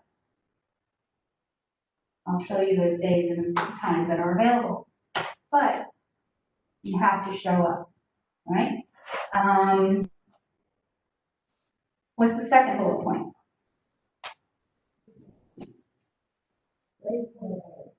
Grade point average has to be what? What's 2? B. So you have to make it so you to pass the class. That makes sense, right? All right, so again, all 4 classes in the sequence also require a SEER member, but you know, with competitive selection, you probably did well, better than a C. All nursing courses must be completed within 3 years of the date of entry to the program. How long is this program? It's 4 semesters, so about a year and a half. So what does the 3 years mean? You get 2 tries. So if you fail a class, we physically cannot get you in any sooner than next year, because we only have 1 cohort at a time, right? So if you were to fail a course and be readmitted to the program, come in with the next class, which we will have a student that will come back in with y'all in the fall, they'll add into your cohort. But if you fail the second time, you're outside of your 3-year window. So you'll have to start all over again, either here or somewhere. Then you only get 2 tries.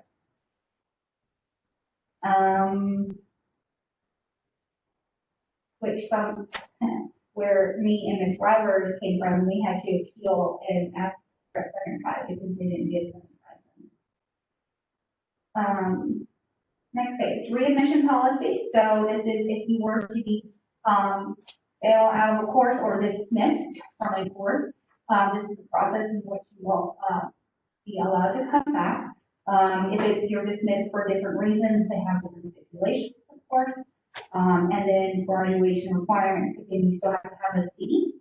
And then you're going to take a work ready exam and apply. Once you have completed all your coursework and received your degree, you are eligible for the NCLEX exam. We will talk in detail about the NCLEX. All right, page 34, the next page. Remediation policy. So this is where I talk about if you were to make below an 80 and below a 70 on your exam, you would need to meet with an instructor and or have a remediation assignment due. This is the form that you'll see. It won't usually will have it typed up on I can pretty and you'll sign your copy. So it'll have your name, our name, what test it was, what your score was, and then your plan of action. So your plan of action is going to be, we're going to talk, figure out how you studied, did you study, did you have time, we're going to get into your lifestyle. And then we'll make a plan of action together. And then we'll meet with you again to make sure that you're meeting your own personal goals because your goals become our goals. So now we're going to the head until you make a better grade. Okay? So this is kind of like a little contract between you and I that we promise to do better in the future. Page 51. This is the last page for me. And what time is it? What is it? It's all over. Okay. So let's the last page. Program dismissal. Violation of college disciplinary rules from the student handbook. Conviction of a felony while enrolled in our program. Or unprofessional behaviors, such as What is HIPAA? So those that aren't familiar with the medical field, HIPAA is a violation of the patient identifying factors.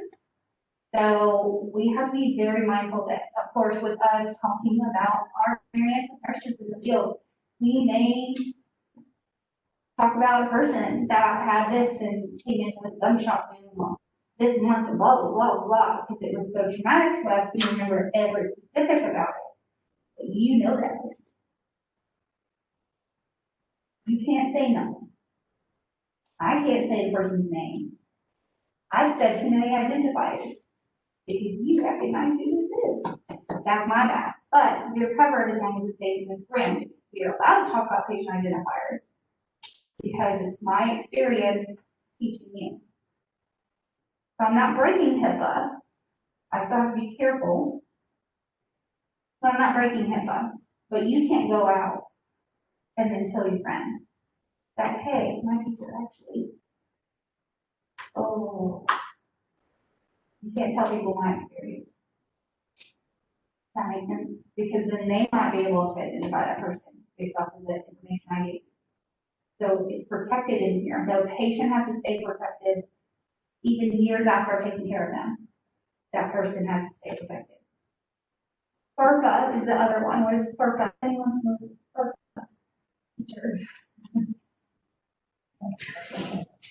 FERPA is essentially HIPAA, but between you and me, student teacher. If you tell me something about you, that's confidential. So I can't share that information without your permission. Just like HIPAA. Okay? So I'm contracted to you as well. in my teaching. Any questions? So going against any of those is subject to program dismissal. Now please don't get kicked out. I want everyone to stay. All right, we have an hour for lunch. Probably gonna seem a little bit longer today than the rest of the day, so enjoy it because the rest of the week there's multiple groups on campus. These times we might be able to congested, so be mindful of that tomorrow. Because again, we start with the 8:30. We'll come back, what time is it? 12:10, so come back at 1:10. Bring your books. If you have your books with you, bring them in, okay? The skills pack, don't bring the skills pack yet, I don't want you to do anything yet. We're gonna do that the first day of last.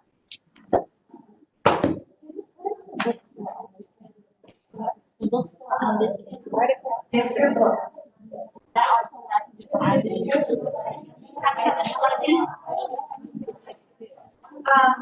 It is.